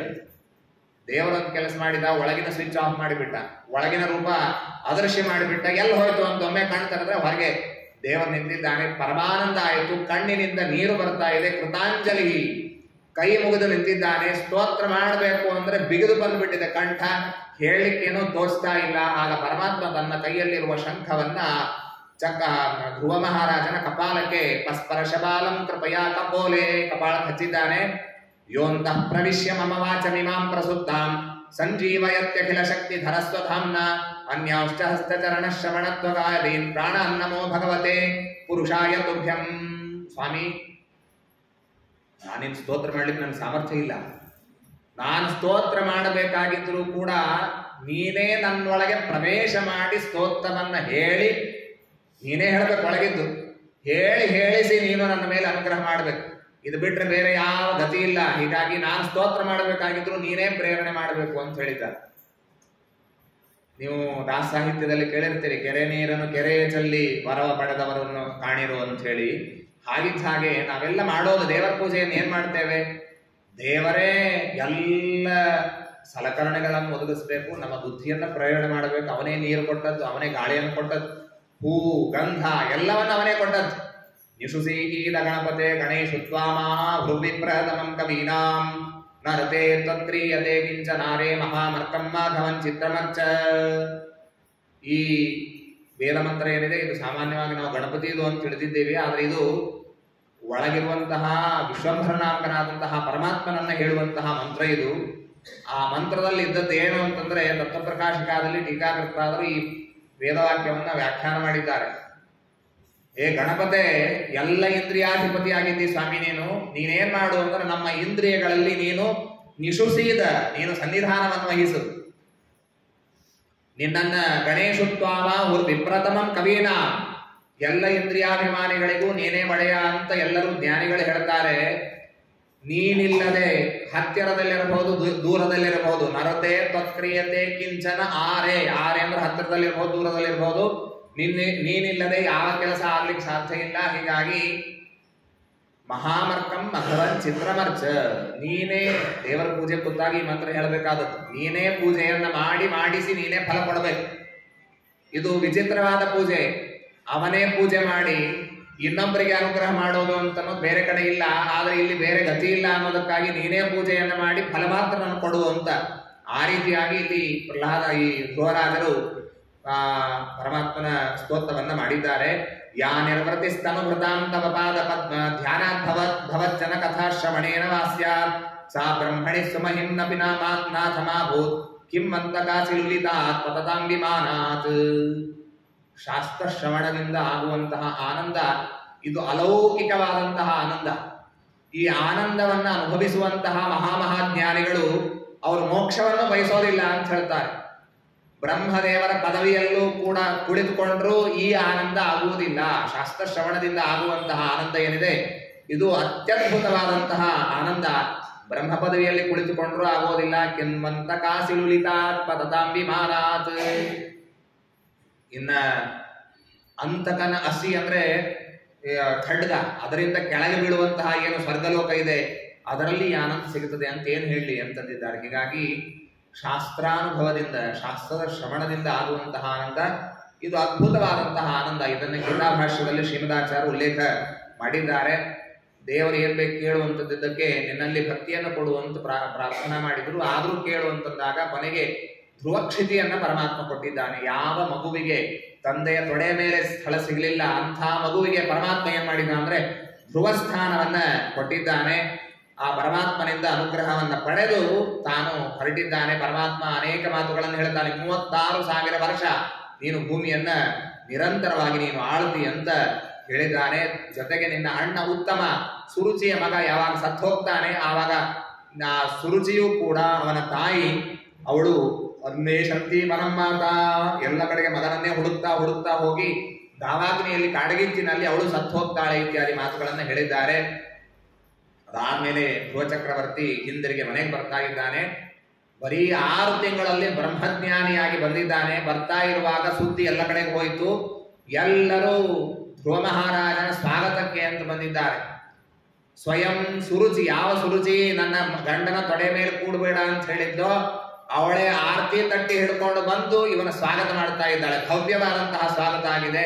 ಯಾಕಾಗಬಾರದು? ಉತ್ತಾನಪಾದವನ್ನು ಮಾಡಿಸಿದ್ದಾನೆ. ಸಣ್ಣ ಒಂದೇನೋ ವಿಜಯವನ್ನ ಪಡೆದು ನಮ್ಮ ಮಕ್ಕಳು ನಮಗೆ ಬೇಕಾದವರು ಬಂದ್ರು ಅಂತಂದ್ರೆ ಫೆಲಿಸಿಟೇಷನ್ ಅಂತ ಕಾರ್ಯಕ್ರಮ ಇಟ್ಕೊಂಡಿರ್ತೀವಿ. ಇಂಥ ಕಾರ್ಯ ಮಾಡಿ ಬಂದಿದ್ದಾರೆ ನಮ್ಮವರು ಅಂತ. ಅಂಥದ್ದು ಬ್ರಹ್ಮಜ್ಞಾನವನ್ನು ಪಡೆದು ಬಂದಿದ್ದಾನೆ ಧ್ರುವ ಮಹಾರಾಜ. ದೊಡ್ಡ ಸ್ವಾಗತ ಆಗಿದೆ. ಸುನೀತಿ, ಸುರುಚಿ, ಅನೇಕ ಮಹಿಷಿಗಳು ಅವರು ಬಂಗಾರದ ಆಭರಣಗಳನ್ನ ಹಾಕಿಕೊಂಡು ಶಿಬಿಕಾದಲ್ಲಿ ಕುಳಿತುಕೊಂಡು ಅವರು ಬಂದಿದ್ದಾರೆ. ಅವನು ಬಂದು ಧ್ರುವ ಮಹಾರಾಜ ಬಂದ, ದೊಡ್ಡ ಸ್ವಾಗತ ಆಯಿತು. ಲಾಜ ಪುಷ್ಪ ಎಲ್ಲ ಹಾಕಿ ಸ್ವಾಗತ ಮಾಡಿದ್ದಾರೆ. ಎಲ್ಲರಿಗೆ ನಮಸ್ಕಾರ ಮಾಡ್ತಾನೆ ಧ್ರುವ ಮಹಾರಾಜ. ಹೆಣ್ಣು ಆನೆಯನ್ನ ಏರಿಸಿ ಊರಿನೆಲ್ಲ ಮೆರವಣಿಗೆ ಎಲ್ಲ ಆಯಿತು. ಆಮೇಲೆ ಮನೆಯಲ್ಲಿ ಸುಖದಿಂದ ವಾಸ ಮಾಡಿದ್ದಾನೆ. ಮುಂದೆ ಇವನಿಗೆ ಮದುವೆ ಆಗ್ತದೆ. ಭ್ರಮಿ ಅಂತ ಮಡದಿಯ ಹೆಸರು, ಗಂಡನ ಹೆಸರು ನೋಡ್ರಿ ಧ್ರುವ, ಒಂದೇ ಕಡೆಗೆ ಇರ್ತಾನೆ. ಧ್ರುವ ಅಂದ್ರೆ ಒಂದೇ ಕಡೆಗೆ ಇರೋದು ಅಂತ, ಭ್ರಮಿ ಅಂದ್ರೆ ಬರೀ ತಿರುಗಾಡೋಳು ಅಂತ ಅರ್ಥ. ಹೆಂಡತಿಯ ಹೆಸರು ಭ್ರಮಿ, ಗಂಡನ ಹೆಸರು ಧ್ರುವ. ಈ ರೀತಿಯಾಗಿ ಮದುವೆ ಆಗಿದೆ. ಆಮೇಲೆ ಉತ್ತಮ ಅಂತನೋ ಇವನ ಅಣ್ಣ ಏನಿದ್ದ, ಆ ಮಲತಾಯಿಯ ಮಗ ಅಣ್ಣ ಉತ್ತಮ, ಅವನು ಬೇಟೆಗೆ ಅಂತೊಮ್ಮೆ ಹೋಗಿರ್ತಾನೆ. ಆಗ ಪಂಚಜನ ಎಂಬಂತಹ ಒಬ್ಬ ಯಕ್ಷ ಅವನ ಜೊತೆ ಯುದ್ಧ ಆಗಿ ಉತ್ತಮ ಸತ್ತೋಗ್ತಾನೆ. ಧ್ರುವನಿಗೆ ಬಹಳ ಸಿಟ್ಟು ಬರ್ತದೆ. ಹೋಗಿ ಯಕ್ಷರ ಜೊತೆಗೆ ಎಲ್ಲ ಯುದ್ಧ ಆಡ್ತಾನೆ. ತದ್ಭ್ರಂ ಶಂಕಂ ಬೃಹದ್ಭಾವು ಅವರ ಸ್ಥಳಕ್ಕೆ ಹೋಗಿ ಶಂಖನಾದವನ್ನು ಮಾಡಿ, ಬರ್ರಿ ಯಾರ್ಯಾರು ಯುದ್ಧಕ್ಕೆ ಬರ್ತೀರ ಬರ್ರಿ ಅಂತ ಹೇಳಿ ಅವರ ಜೊತೆಗೆ ಯುದ್ಧ ಆಡಿ ಬಹಳಷ್ಟು ಜನ ಕೊಲ್ತಾನೆ. ಇವನಿಗೂ ಬಹಳ ತೊಂದರೆ ಆಗ್ತದೆ. ಎಷ್ಟಾದ್ರೂ ಯುದ್ಧ ನಿಲ್ಲಿಸೋದಿಲ್ಲ, ಎಲ್ಲರನ್ನು ಹೊಡಿತಾ ಹೋಗ್ತಾನೆ. ಕುಬೇರ ಬಂದು ಹೇಳ್ತಾನೆ ಯುದ್ಧ ನಿಲ್ಲಿಸುವಂತಂದ್ರೆ ನಿಲ್ಲಿಸಲಿಲ್ಲ. ಕೊನೆಗೆ ಹೋಗಿ ಸ್ವಯಂಭುವ ಮನುವನ್ನು ಕರ್ಕೊಂಡ್ ಬರ್ತಾರೆ, ಇವರ ಅಜ್ಜನನ್ನ ಕರ್ಕೊಂಡ್ ಬರ್ತಾರೆ. ಅವನು ಬಂದು ಹೇಳ್ತಾನೆ, ಅಲಂ ವತ್ಸಾತಿ ರೋಷೇಣ ತಮೋದ್ವಾರೇಣ ಪಾಪನ, ಬಹಳ ಸಿಟ್ಟು ಮಾಡಬೇಡ, ಅದು ತಮಸ್ಸಿಗೆ ದಾರಿ ಆಗ್ತದೆ. ನಾಯಂ ಮಾರ್ಗೋ ಹಿ ಸಾಧೂನಾಂ ಋಷಿಕೇಶಾನುವರ್ತಿನಾಂ, ಭಗವದ್ಭಕ್ತರ ದಾರಿ ಇದಲ್ಲ. ಆದ್ದರಿಂದ ತಿತಿಕ್ಷಯ ಕರುಣಯ ಮೈತ್ರ್ಯಾಚ ಅಖಿಲ ಜಂತುಷು, ಎಲ್ಲರಲ್ಲಿ ಮೈತ್ರಿ ಮಾಡಬೇಕು, ಕ್ಷಮಾ ಮಾಡಬೇಕು. ಆದ್ದರಿಂದ ಅದನ್ನು ಬಿಟ್ಬಿಡು ಅಂತ ಹೇಳಿದ್ರು. ನೈವದೇ ಪುತ್ರಕ ಭ್ರಾತು, ಇವರು ಯಕ್ಷರವನ್ನ ನನ್ನ ಅಣ್ಣನನ್ನು ಕೊಂದರು ಅಂತ ತಿಳಿಬೇಡ, ಅವರವರ ಹಣೆ ಭಾರ ಇರ್ತದೆ. ಆ ರೀತಿಯಾಗಿ ಅವನು ಸತ್ತು ಹೋಗಿದ್ದಾನೆ. ಈ ರೀತಿಯಾಗಿ ಹೇಳಿದ್ರು. ಆಯಿತು ಅಂತ ನಿಲ್ಲಿಸಿದ. ಆಗ ಧನದ ಬಂದು ಕುಬೇರ ಬಂದು, ನಿನಗೇನು ಬೇಕು ಕೇಳು, ನಮ್ಮ ಅನುಚರನೆಲ್ಲ ಕೊಲ್ತಿದ್ದಿ, ಎಷ್ಟು ಹೇಳಿದ್ರು ಕೇಳಿಲ್ಲ, ಕೊನೆಗೆ ಸ್ವಯಂಭವಮನುವ ಮಾತನ್ನ ಕೇಳಿ ನಿಲ್ಲಿಸಿದ್ದು ಏನು ಬೇಕು ಕೇಳು ಅಂತಂದ್ರೆ, ಹರವು ಸಬರೇ ಚಲನಾಂ ಸ್ಮೃತಿಂಬ್ಯಯ, ದೇವರಲ್ಲಿ ಅಖಂಡವಾದಂತಹ ಸ್ಮರಣ ಬರಲಿ ಅಂತ ಹೀಗೆ ಹೇಳಿದ್ದಾನೆ. ಈ ರೀತಿಯಾಗಿ ಧರ್ಮದಿಂದ ತಾನು ಆ ರಾಜ್ಯವನ್ನ ಆಳಿ ಕೊನೆಗೆ ಸದದರ್ಶ ವಿಮಾನಾಗ್ರಂ ನಭಸೋವತರದ್ಭುವ, ದಿವ್ಯವಾದಂತಹ ವಿಮಾನ ಬಂದಿದೆ. ವಿಷ್ಣು ಪಾರ್ಷದರು ಬಂದು ಸುನೀತಿ ಸುರುಚಿ ಹಾಗೂ ಈ ಧ್ರುವನನ್ನ ಕರೆದುಕೊಂಡು ಹೋಗ್ತಾರೆ. ಹೀಗೆ ದಿವ್ಯವಾಗಿ ತಾನು ರಾಜ್ಯವನ್ನ ಆಳಿದಂತಹ ಒಂದು ಮಹಾಕೀರ್ತಿಯನ್ನು ಪಡೆದ ರಾಜ ಅವನು ಧ್ರುವ ಚಕ್ರವರ್ತಿ ಅಂತ ತಿಳಿಸ್ತಾರೆ. ಆಮೇಲೆ ಪ್ರಚೇತರಸ ಕಥೆಯನ್ನೆಲ್ಲ ಹೇಳ್ತಾರೆ. ಧ್ರುವ ಚಕ್ರವರ್ತಿಯ ವಂಶದಲ್ಲಿ ಬಂದಂತಹ ರಾಜರನ್ನೆಲ್ಲ ಬಹಳ ವಿಸ್ತಾರವಾಗಿ ಹೇಳಿದ್ದಾರೆ. ವೇನನು ಕೂಡ ಇವರ ವಂಶದಲ್ಲೇ ಬರ್ತಾನೆ. ವೇನ ಬಹಳ ದುಷ್ಟ. ತನಗೆ ಯಾವಾಗ ರಾಜ್ಯ ಬಂತೋ ಆಗ ಹೇಳಿಬಿಟ್ಟ, ಎಲ್ಲರೂ ನನ್ನ ಪೂಜೆಯನ್ನೇ ಮಾಡಬೇಕು, ಬೇರೆ ಯಾರ ಪೂಜೆಯನ್ನು ಮಾಡುವಂತೆ ಇಲ್ಲ. ಈ ರೀತಿಯಾಗಿ ಅಧರ್ಮದಿಂದ ನಡೆಸಿದ. ಋಷಿಮುನಿಗಳು ಕರೆದು ಅವನಿಗೆ ಬುದ್ಧಿ ಮಾತು ಹೇಳಿದ್ರು, ಕೇಳಲಿಲ್ಲ. ಆಗ ಶಾಪ ಕೊಟ್ಟು ಅವನನ್ನ ಕೊಲ್ತಾರೆ. ಅವನ ಅಂಗಾಂಗಗಳನ್ನ ಮಥನೆ ಮಾಡಿದಾಗ ಮೊದಲೊಬ್ಬ ನಿಷಾದ ಅಂತ ಗಿಡ್ಡ ಕುಳ್ಳಗಿರುವಂತಹ ಕಪ್ಪು ವ್ಯಕ್ತಿ ಹುಟ್ಟುತ್ತಾನೆ. ಅವನು ಚಕ್ರವರ್ತಿ ಲಕ್ಷಣ ಅವನಲ್ಲಿ ಇಲ್ಲ ಅಂತ ಹೇಳಿ ಅವನನ್ನು ಬಿಟ್ಟು ಕಳಿಸ್ತಾರೆ. ನೀನು ಬೇಡರಲ್ಲಿ ರಾಜನಾಗುವಂತ ಅವನನ್ನು ಕಳಿಸ್ತಾರೆ. ಅದಾದ ಮೇಲೆ ಹುಟ್ಟಿದಂತಹವನು ಪೃಥು ಚಕ್ರವರ್ತಿ ಅಂತಂತಾರೆ. ವೈನ್ಯ ಅಂತ ಇವನನ್ನು ಕರೀತಾರೆ. ವೇನನ ಮಗ. ಅವನ ತೊಡೆಯ ನಿರ್ಮಥನವನ್ನು ಮಾಡಿದಾಗ ಹುಟ್ಟಿದಂತಹ ದೊಡ್ಡ ಚಕ್ರವರ್ತಿ ಪೃಥು ಚಕ್ರವರ್ತಿ. ಇವನೊಳಗೆ ಸಾಕ್ಷಾತ್ ಭಗವಂತನ ಸನ್ನಿಧಾನ, ರಾಜರಾಜೇಶ್ವರ ಎಂಬಂತಹ ರೂಪದಿಂದ ಸಾಕ್ಷಾತ್ ಭಗವಂತನೇ ಇವನಲ್ಲಿ ಸನ್ನಿಹಿತನಾಗಿದ್ದಾನೆ. ಅವನು ಭೂಮಿಯ ನಿಗ್ರಹವನ್ನು ಮಾಡಿದಂತಹ ರಾಜ. ಪೃಥುರ್ನಾಮ ಮಹಾರಾಜ ಭವಿಷ್ಯತಿ ಪೃಥುಶ್ರವಾ, ಅರ್ಚಿರ್ನಾಮ ಪರಾರೋಹ, ಮಡದೆಯ ಹೆಸರು ಅರ್ಚಿ ಅಂತ ಈ ರೀತಿಯಾಗಿ ಇದೆ. ಇವಳನ್ನ ಮದುವೆ ಆಗಿದ್ದಾನೆ.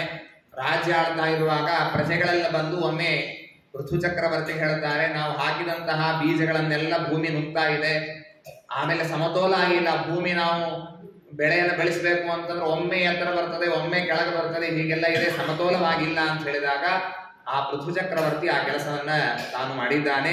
ಪ್ರಕೃತ್ಯ ವಿಷಮಾದೇವಿ ಕೃತಾತೇನ ಸಮಾಕಥಂ, ಹೇಗ್ ಮಾಡಿದ, ಸಮವಾಗಿ ಹೇಗ್ ಮಾಡಿದ ಅಂತ ವಿದುರ ಕೇಳ್ತಾ ಇದ್ದಾನೆ ಮೈತ್ರೇಯರಿಗೆ. ತಸ್ಯ ಮೇಧ್ಯಂ ಹಯಂ ದೇವ ಕಸ್ಯ ಹೇತೋರುಪಹಾರತ, ಅವನು ಯಜ್ಞ ಮಾಡ್ತಾ ಇರುವಾಗ, ಅಶ್ವಮೇಧ ಯಾಗ ಮಾಡ್ತಾ ಇರುವಾಗ ಇಂದ್ರ ಅವನ ಕುದುರೆಗಳನ್ನೆಲ್ಲ ಕದ್ಕೊಂಡು ಹೋದ ಅಂತ ಕೇಳಿದ್ದೀನಿ, ಅದ್ಯಾಕೆ ಅದನ್ನು ಕೇಳಿದಾಗ ಆಗ ಎಲ್ಲ ಕಥೆಯನ್ನು ವಿಸ್ತಾರವಾಗಿ ಹೇಳ್ತಾರೆ. ಹಾಕಿದ ಬೀಜಗಳನ್ನೆಲ್ಲ ನುಂಗ್ತಾ ಇದ್ದಾಳೆ, ಅದಕ್ಕೆ ಪ್ರಜೆಗಳೆಲ್ಲ ದೂರು ಮಾಡಿದಾಗ ಪೃಥು ಚಕ್ರವರ್ತಿ ಹಾಗೆ ಧರಾದೇವಿಯ ನಿಗ್ರಹವನ್ನು ಮಾಡಬೇಕು ಅಂತ ಧನುರ್ಬಾಣಗಳನ್ನ ಹಿಡಿದುಕೊಂಡು ಬೆನ್ನತ್ತಿದ್ದಾನೆ.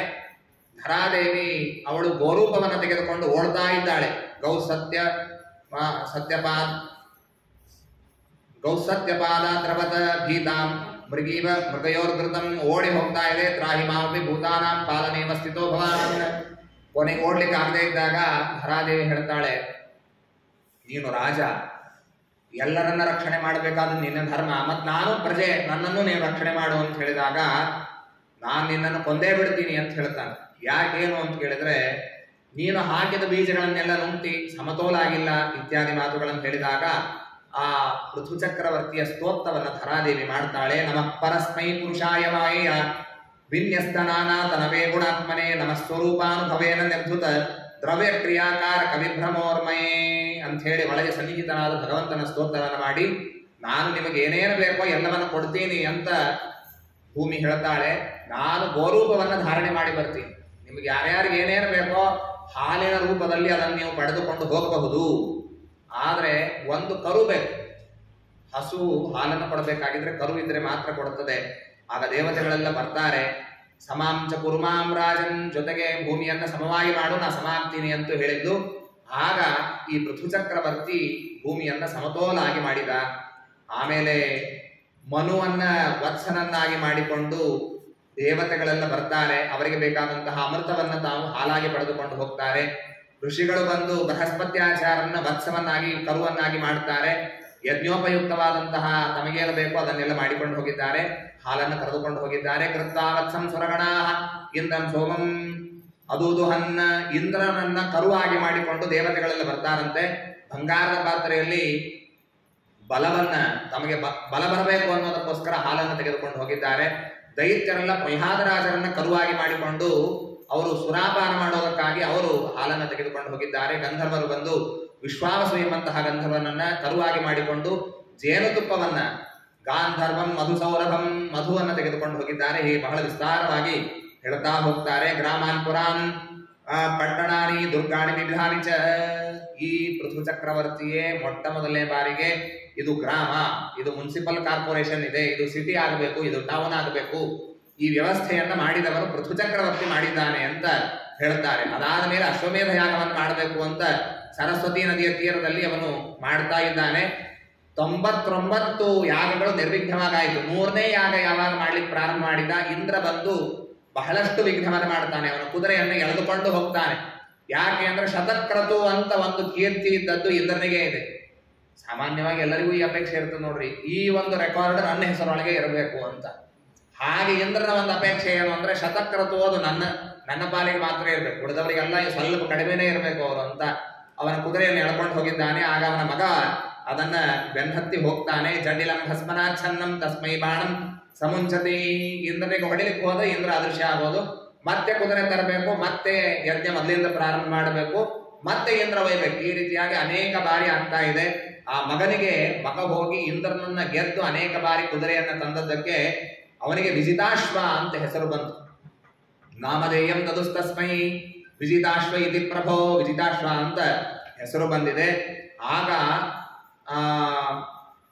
ಈ ಇಂದ್ರ ಬರುವಾಗ ಬೇರೆ ಬೇರೆ ವೇಷದಿಂದ, ಪ್ರತಿಯೊಂದು ಬಾರಿ ಒಂದೇ ವೇಷದಿಂದ ಬರಲಿಲ್ಲ ಅವನು. ಕೆಲವೊಮ್ಮೆ ಮುಖಕ್ಷೌರ ಮಾಡಿಕೊಂಡು, ಕೆಲವೊಮ್ಮೆ ಕೇವಲ ತಲೆ ಬೋಳಿಸಿಕೊಂಡು ಹೀಗೆಲ್ಲ ಬಂದಿದ್ದಾನೆ. ಆಮೇಲೆ ಪರಮಾತ್ಮ ಬಂದು ಪೃಥು ಚಕ್ರವರ್ತಿಗೆ ಸಮಾಧಾನ ಹೇಳ್ತಾನೆ, ಸಾಕು ನೀನು ಯಜ್ಞ ಮಾಡಿದ್ದು, ಅವನು ಶತಕ್ರತು ಆಗಿ ಅವನು ಇರ್ತಾನೆ, ನೀನು ಏಕೋನ ಶತಕ್ರತು 99 ಯಾಕೆ ಮಾಡಿದವರು ಯಾರಿಲ್ಲ, ಆ ಕೀರ್ತಿ ನೀನು ಕೊಡ್ತೀನಿ, ಇಲ್ಲಿಗೆ ನಿಲ್ಲಿಸು ಅಂತ ಅವನನ್ನ ನಿಲ್ಲಿಸ್ತಾರೆ. ಆ ಇಂದ್ರ ಏನು ಹಾಕಿಕೊಂಡು ಬಂದ ವೇಷಗಳಿತ್ತು, ಅದಕ್ಕೆ ಪಾಖಂಡ ವೇಷ ಅಂತ ಕರೀತಾರೆ. ಅದು ಶಾಸ್ತ್ರ ನಿಷಿದ್ಧವಾದದ್ದು ಅಂತ ತಿಳಿಸಿಕೊಡುತ್ತಾರೆ. ಈ ರೀತಿಯಾಗಿ ಆಗಿದೆ. ಪುರುಷಾಯದಿ ಮುಖ್ಯಂತಿ ದ್ವಾದಶ ದೇವಮಾಯ ಶಮಯವ ಪರಂ ಜಾತೋ ದೀರ್ಘಯ ವೃದ್ಧ ಸೇವೆಯ. ಅನೇಕ ಇಂದ್ರನಿಗೆ ಉಪದೇಶಗಳನ್ನು ಕೂಡ ಪರಮಾತ್ಮ ತಾನು ಮಾಡಿದ್ದಾನೆ. ಶತಂ ಕೃತಂ ಪರಿಷ್ಯದ್ಯ ವಿದ್ವೇಷಂ ವಿಸರ್ಜ. ಕೊನೆಗಿಬ್ಬರಿಗೂ ಉಪದೇಶ ಆದ್ಮೇಲೆ ಇಂದ್ರ ಹಾಗೂ ಈ ಪೃಥು ಚಕ್ರವರ್ತಿ ಇಬ್ಬರು ಒಂದು ಸಂಧಾನಕ್ಕೆ ಬರ್ತಾರೆ. ಇಂದ್ರನನ್ನ ಆಲಿಂಗನ ಮಾಡಿಕೊಂಡು, ಹಾಗಾದ್ರೆ ನಾವು ದ್ವೇಷವನ್ನು ಬಿಡೋಣ ಇತ್ಯಾದಿ ಮಾತುಗಳನ್ನ ಹೇಳಿದ್ದಾರೆ. ಆಮೇಲೆ ಆ ಯಜ್ಞದಲ್ಲಿ ಸನಕಾದಿ ಋಷಿಗಳು ಬಂದದ್ದು, ಅವರಿಗೆ ಉಪದೇಶ ಆದದ್ದು ಇತ್ಯಾದಿ ಮಾತುಗಳನ್ನೆಲ್ಲ ಬಹಳ ವಿಸ್ತಾರವಾಗಿ ತಿಳಿಸಿದ್ದಾರೆ. ಆಮೇಲೆ ಪೃಥು ಚಕ್ರವರ್ತಿ ತಾನು ಎಲ್ಲವನ್ನ ಬಿಟ್ಟು ತನ್ನ ಮಕ್ಕಳಿಗೆ ಒಪ್ಪಿಸಿ ವನಕ್ಕೆ ಹೋಗಿದ್ದಾನೆ. ಅಲ್ಲಿ ಲಯಚಿಂತನವನ್ನ ಮಾಡಿ ಅಲ್ಲೂ ಕೂಡ ಅವನು ಈ ಧ್ರುವ ಮಹಾರಾಜನ ಕಥೆಯನ್ನು ಕೇಳಿದಂತೆ ಅಭಕ್ಷ, ಬರೀ ನೀರನ್ನು ಕುಡಿದು ಬರೀ ಗಾಳಿಯಿಂದ ಹೀಗಿದ್ದುಕೊಂಡು ಲಯಚಿಂತನವನ್ನು ಮಾಡಿ ತಾನು ದೇಹವನ್ನ ತತ್ಯಾಗ ಕಲೇವರಂ ಬ್ರಹ್ಮಭೂತೋ ದೃಢಂ ಕಾಲೇ ತತ್ಯಾಗ ಸ್ವಕಲೇವರಂ ತನ್ನ ದೇಹವನ್ನ ತಾನು ಬಿಟ್ಟಿದ್ದಾನೆ ಎಂಬುದಾಗಿ ತಿಳಿಸಿಕೊಡ್ತಾರೆ. ಹೀಗೆ ಪೃಥು ಚಕ್ರವರ್ತಿಯ ಕಥೆ ಇದು ಬಹಳ ಅದ್ಭುತವಾದದ್ದು. ಯೈದಂ ಸುಮಹತ್ ಪುಣ್ಯಂ ಶ್ರದ್ಧೆಯಾವಿದ ಪಠ್ಯೇತ್ ಶಾವಯೇತ್ ಶೃಣುಯಾದ್ವಾಪಿ ಸಪೃಥೋ ಪದವೀಮಿಯಾತ್. ಯಾರು ಈ ಪೃಥು ಚಕ್ರವರ್ತಿಯ ಕಥೆಯನ್ನು ಕೇಳುತ್ತಾರೆ ಅವರು ಕೂಡ ಕೀರ್ತಿಮಂತನಾಗ್ತಾರೆ ಅಂತ ಹೇಳ್ತಾರೆ. ಆಮೇಲೆ ವಿಜಿತಾಶ್ವತಾನು ರಾಜ್ಯವನ್ನ ಆಳ್ತಾ ಇದ್ದಾನೆ. ಅವನ ಎಲ್ಲ ಕುಲವನ್ನೆಲ್ಲ ಹೇಳ್ತಾರೆ. ಇಲ್ಲೇ ಮುಂದೆ ಪ್ರಚೇತಸರು ಅಂತ ಬರ್ತಾ ಇದ್ದಾರೆ. ಈ ಪ್ರಚೇತಸರೇನಿದ್ದಾರೆ 10 ಜನ ಪ್ರಚೇತಸರು, ಅವರ ಕಥೆ ಮತ್ತೆ ಮುಂದೆ ವಿಸ್ತಾರವಾಗಿ ಬರ್ತದೆ. ನಾರದರವರ ಸಂವಾದವು ಕೂಡ ಅಲ್ಲಿ ಬರ್ಲಿಕ್ಕಿದೆ. ಆಮೇಲೆ ರುದ್ರದೇವರು ಬಂದು ಯೂಯಂಬರಿಷದ ಪುತ್ರಾಹ ವಿದಿತಂ ಚಿಕೀರ್ಷಿತಂ ಅನುಗ್ರಹಾಯ ಭದ್ರಂ ಏವಮ್ಮೆ ದರ್ಶನಂ ಕೃತಂ. ರುದ್ರದೇವರು ಈ ಪ್ರಚೇತಸರ ಜೊತೆಗೆ ಮಾಡಿದಂತಹ ಸಂವಾದದ ಬಗ್ಗೆ ತಿಳಿಸಿಕೊಟ್ಟಿದ್ದಾರೆ. ರುದ್ರಗೀತ ಅಂತ ಬರ್ತದೆ. ಆಮೇಲೆ ಕೊನೆಯ ಭಾಗದಲ್ಲಿ ಚತುರ್ಥ ಸ್ಕಂದದಲ್ಲಿ ಬರ್ತಾ ಇರುವಾಗ ಪ್ರಾಚೀನ ಬರ್ಹಿಯ ಕಥೆ ಬರ್ತದೆ. ಪ್ರಾಚೀನ ಬರ್ಹಿ ಅವನು ಗರ್ಭಾಸನದಲ್ಲಿ ಕುಳಿತುಕೊಂಡು ಯಾಗ ಮಾಡುವವ. ಒಂದು ಯಾಗ ಶ್ರೀಕೃಷ್ಣಾರ್ಪಣಮಸ್ತು ಆದ್ರೆ ಶ್ರೀ ಗುರುಭ್ಯೋ ನಮಃ ಅಂತ ಮತ್ತೆ ಮಗಲದೊಳಗೆ ಇನ್ನೊಂದು ರೆಡಿ ಇರ್ತಿತ್ತು. ಅದನ್ನ ಪ್ರಾರಂಭ ಮಾಡ್ಬೇಕು. ಈ ರೀತಿಯಾಗಿ ಒಂದಾದ ಮೇಲೆ ಒಂದು ಸ್ಥಳದಲ್ಲಿ ನೋಡಿದರೆ ಎಲ್ಲ ಕಡೆಗೂ ದರ್ಭಾಸಿದ್ದೇ ಇತ್ತಂತೆ. ಅಂತೇನೆ ಇವನಿಗೆ ಪ್ರಾಚೀನ ಬರ್ಹಿ ಅಂತನ್ನುವ ಹೆಸರು ಬಂದಿದೆ. ಆಗಿನ ಕಾಲದ ಯಜ್ಞ ಅಂದ್ರೆ ಅದಿರೋದು ಹೇಗೆ ಅಂತಂದ್ರೆ ಅಲ್ಲೆಲ್ಲ ಪಶು ಸಂಹಾರವನ್ನ ಮಾಡಿ ಯಜ್ಞವನ್ನ ಮಾಡೋದು. ಆ ಎಲ್ಲ ಪಶುಗಳಲ್ಲಿ ಕಾಯ್ತಾ ಇತ್ತಂತೆ. ನರಕದಲ್ಲಿ ಬಂದಾದ್ರೂ ಬರಲಿ ಪ್ರಾಚೀನ ಬರ್ಹಿ ಅವನನ್ನು ಕೊಲ್ತೀನಿ ಅಂತನ್ನುವ ರೀತಿಯಲ್ಲಿ ಬಂದಿದ್ದಂತೆ. ಆಗ ನಾರದರು ಬಂದು ಅವನಿಗೆ ಮಾತನ್ನು ಹೇಳ್ತಾರೆ, ಇದನ್ನು ಮಾಡಬೇಡ, ಬೇಕಾದಷ್ಟು ಶಾಸ್ತ್ರಶ್ರವಣ ಮಾಡ್ಲಿಕ್ಕಿದೆ, ಅಧ್ಯಯನ ಮಾಡ್ಲಿಕ್ಕಿದೆ, ಅದನ್ನು ನೀನು ಮಾಡು ಅಂತ ಹೇಳೋದಕ್ಕಾಗಿ ಪುರಂಜನ ಉಪಾಖ್ಯಾನವನ್ನು ತಿಳಿಸಿಕೊಟ್ಟಿದ್ದಾರೆ. ಪುರಂಜನನ ಕಥೆ ಅದನ್ನು ಹೇಳ್ತಾರೆ. ಪುರಂಜನ ಅಂತ ಒಬ್ಬ ವ್ಯಕ್ತಿ ಇದ್ದ. ಆಸೀತ್ ಪುರಂಜನೋ ನಾಮ ರಾಜನ್ ಬೃಹತ್ಸವಾ. ದೊಡ್ಡ ರಾಜ ಇದ್ದ.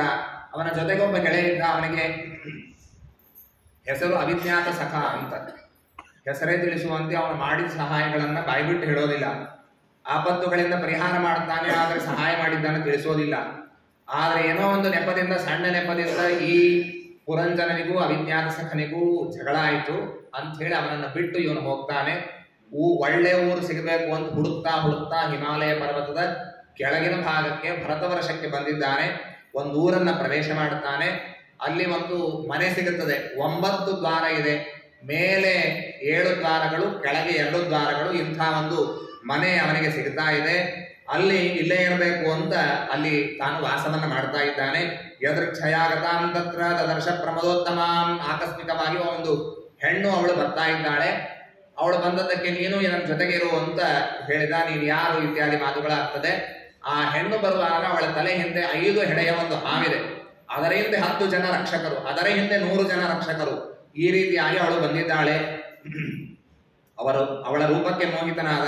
ನವಿಧಾಮ ವಯಂ ಸಮ್ಯಕ್ ಕರ್ತಾರಂ ಪುರುಷರ್ಷಭ ಆತ್ಮಾನಂಚ ಪರಸ್ಯಾಪಿ ಗೋತ್ರಂ ನಾಮ ಚಯತ್ಕೃತಂ. ನನಗೆ ನನ್ನ ಹೆಸರು ಗೊತ್ತಿಲ್ಲ, ಗೋತ್ರ ಗೊತ್ತಿಲ್ಲ ಅಂತ ಹೇಳಿದ್ರು. ಆಯ್ತು ಇರು ಅಂತ ಹೇಳಿದ್ರು. ಏತೇ ಸಖಾಯ ಸಖ್ಯೋಮೆ. ಇವರನ್ನ ಗೆಳತಿಯರು ಗೆಳೆಯರು ಇವರೆಲ್ಲ ಇದ್ದಾರೆ, ಇವರು ನನ್ನ ಜೊತೆಗೆ ಇರ್ತಾರೆ ಅಂತ ಹೇಳಿದ್ರು. ಆಗ ಪುರಂಜನ ಹೇಳ್ತಾನೆ, ಆಯ್ತು ನೀನು ಯುವತಿ ನಾನು ಯುವಕ, ಮದುವೆ ಆಗೋಣೇನು ಅಂತ ಕೇಳಿದ. ಅವಳು ಸ್ವಲ್ಪ ದಿವಸ ಆದ್ಮೇಲೆ ವಿಚಾರ ಮಾಡಿ ಆಯ್ತು ಮದುವೆ ಆಗೋಣ ಅಂತ. ಕಾನಾಮ ವೀರ ವಿಖ್ಯಾತಂ ವದಾನ್ಯಂ. ಪ್ರಿಯದರ್ಶನ ನೋಡ್ಲಿಕ್ಕೆ ಎಷ್ಟು ಸುಂದರ, ಎಷ್ಟು ಚೆನ್ನಾಗಿ ಮಾತನಾಡ್ತಿ. ನವರಣೀತ ಪತಿಂ ಪ್ರಾಪ್ತಂ. ನೀರಾಗಿ ನೀರು ಬಂದಿದ್ದಿ, ಇಂಥವಳನ್ನು ಮದುವೆ ಆಗಿದೆ ಅಂತ ನಾನು ಹುಚ್ಚು ಅಂತಂತಾಳೆ. ಹೀಗಾಗಿ ಕೊನೆಗೆ ಮದುವೆ ಆಗಿದೆ. ಈ ಏನು ಪುರಂಜನ ಇದ್ದಾನೆ, ಮಡದಿಗೆ ವಶವರ್ತಿಯಾಗಿ ಇರ್ತಾನೆ. ಮನೆಯಲ್ಲಿ ಇರ್ತಾ ಇರುವಾಗ ಒಂದೊಂದು ದ್ವಾರದಿಂದ ಹೋದರೆ ಒಂದೊಂದು ಅಲ್ಲಿ ಉಪವನಗಳಿವೆ, ಅಲ್ಲಿ ಭೋಗ ಮಾಡ್ಲಿಕ್ಕೆಲ್ಲ ಸ್ಥಳ ಇದೆ. ಅಲ್ಲಿ ಹೋಗಿ ಬರ್ತಾ ಇದ್ದಾನೆ. ಸಪ್ತೋ ಪರಿಕೃತ ದ್ವಾರ ಪುರಸ್ತಸ್ಯಾಸ್ತು ದ್ವೇ ಅಧಃ. 7 ದ್ವಾರಗಳು ಮೇಲೆ, 2 ದ್ವಾರಗಳು ಕೆಳಗಿದೆ. ಅಲ್ಲಿ ಒಂದೊಂದು ದ್ವಾರದಿಂದ ಹೋದರೆ ಅದಕ್ಕೆಲ್ಲ ದಿಕ್ಕುಗಳನ್ನೆಲ್ಲ ಹೇಳಿದ್ದಾರೆ. ಒಂದೊಂದು ದ್ವಾರದಿಂದ ಹೋದ್ರೆ ಅಲ್ಲಿ 2 ಗೆಳೆಯರು ಇರ್ತಾರೆ. ಅವರು ಬಂದು ಹೇಗೆ ಹೋಗಬೇಕು, ಈ ಪ್ರದೇಶಗಳಲ್ಲಿ ಹೇಗೆ ಸಂಚಾರ ಮಾಡ್ಬೇಕು, ಏನು ಭೋಗ ಮಾಡ್ಬೇಕು ಅದನ್ನೆಲ್ಲ ತಿಳಿಸ್ತಾರಂತೆ. ಒಂದು ದ್ವಾರದಿಂದ ಹೋದ್ರೆ ಖದ್ಯೋತ ಅವಿರ್ಮುಖಿ ಅಂತ ಬರ್ತಾರೆ ಪೂರ್ವ ದಿಕ್ಕಿಗೆ. ಅಲ್ಲಿ ವಿಭ್ರಾಜಿತ ಅಂತ ಜನಪದ ಇದೆ, ಅಲ್ಲಿ ಹೋಗಿ ಎಲ್ಲ ಅಡ್ಡಾಡಿ ಬರ್ಬೋದು. ಇನ್ನೊಂದು ದ್ವಾರದಿಂದ ಹೋದ್ರೆ ಅಲ್ಲಿ ನಳಿನಿ ನಾಲಿನಿ ಅಂತ ಇಬ್ಬರಿದ್ದಾರೆ, ಅವರು ಕರ್ಕೊಂಡು ಹೋಗ್ತಾರೆ. ಹೀಗೆಲ್ಲ ಬೇರೆ ಬೇರೆ ಸ್ಥಳಗಳಿದೆ, ಅಲ್ಲಿ ಹೋಗ್ತಾನೆ. ಅಲ್ಲೆಲ್ಲ ಚೆನ್ನಾಗಿ ಅಡ್ಡಾಡಿ ಬರ್ತಾನೆ. ಮನೆಯಲ್ಲಿ ಮಡದಿ ಇದ್ದಾಳೆ. ಮಡದಿ ಹೇಗೆ ಹೇಳ್ತಾಳೋ ಹಾಗೆ ಕೇಳ್ತಾನೆ. ಅವಳು ನಕ್ಕರೆ ಇವನು ನಗ್ತಾನೆ, ಅವಳು ಅತ್ತರೆ ಇವನು ಅಳ್ತಾನೆ. ಕ್ವಚಿತ್ ಧಾವತಿ ಧಾವಂತ್ಯಾಂ, ಕೆಲವೊಮ್ಮೆ ಅವಳು ಓಡಿದ್ಲು ಅಂದ್ರೆ ಅವಳು ಹಿಂದೆ ಓಡುತ್ತಾನೆ. ಹೀಗೆಲ್ಲ ಮಾಡುತ್ತಾನೆ. ಸ ಏಕದಾ ಮಹೇಶ್ವಾಸ ರಥಂ ಪಂಚಾಶ್ವಮಾಶ್ರುತಂ, ಒಮ್ಮೆ ರಥವನ್ನು ಏರಿ ತಾನು ಹೋಗಿದ್ದಾನಂತೆ. ಬೇರೆ ಬೇರೆ ಕಡೆಗೆ ಹೋಗಿ ಬರ್ತಾನೆ. ಬಹಳ ಶ್ರಮ ಆಗಿತ್ತು. ಮನೆಗೆ ಹಿಂದಿರುಗಿ ಬಂದ್ರೆ ಹೆಂಡತಿ ಸಿಟ್ಟಿಗೆ ಬಿಟ್ಟಿದ್ದಾಳೆ, ಏನು ಮಾತು ಕೇಳ್ತಾ ಇಲ್ಲ. ಅವಳಿಗೆ ನಮಸ್ಕಾರ ಮಾಡ್ತಾನೆ. ನೀನು ಏನು ಹೇಳ್ತೀಯೋ ಅದನ್ನ ಕೇಳ್ತೀನಿ ಅಂತಂತಾನೆ. ಸಾಂತ್ವಯನ್ ಶ್ಲಕ್ಷಣ ನಯಾವಾಚ, ಚಂದ ಮಾತುಗಳನ್ನು ಹೇಳಿ ಅವಳನ್ನ ಸಮಾಧಾನ ಪಡಿಸ್ತಾನೆ. ನೀನು ಏನು ದಂಡ ಕೊಟ್ಟರು ನಿನ್ನ ಅನುಗ್ರಹ ಅಂತ ತಿಳಿತೀನಿ ಅಂತ ಇಷ್ಟು ವಶವರ್ತಿ ಆಗಿರ್ತಾನೆ. ಹೀಗೆ ಒಮ್ಮೆ ಸುಖದಿಂದ ಒಮ್ಮೆ ದುಃಖದಿಂದ ಕಾಲವನ್ನ ಕಳೀತಾ ಇದ್ದಾರೆ. ಪುರಂಜಿನಿ ಮಹಾರಾಜ ರೇಮೆ ರಮಯತಿ ಪತಿಂ, ಕೆಲವೊಮ್ಮೆ ಆನಂದದಿಂದಲೂ ಇರ್ತಾ ಇದ್ದಾರೆ. ಇವರಿಗೆ ಮಕ್ಕಳು ಹುಟ್ಟಿದ್ದಾರಂತೆ.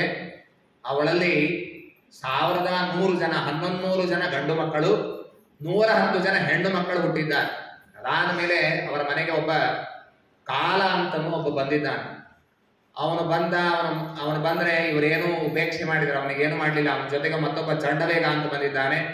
ಅವನ ಅನುಚರರು 720 ಜನ ಇದ್ದಾರೆ.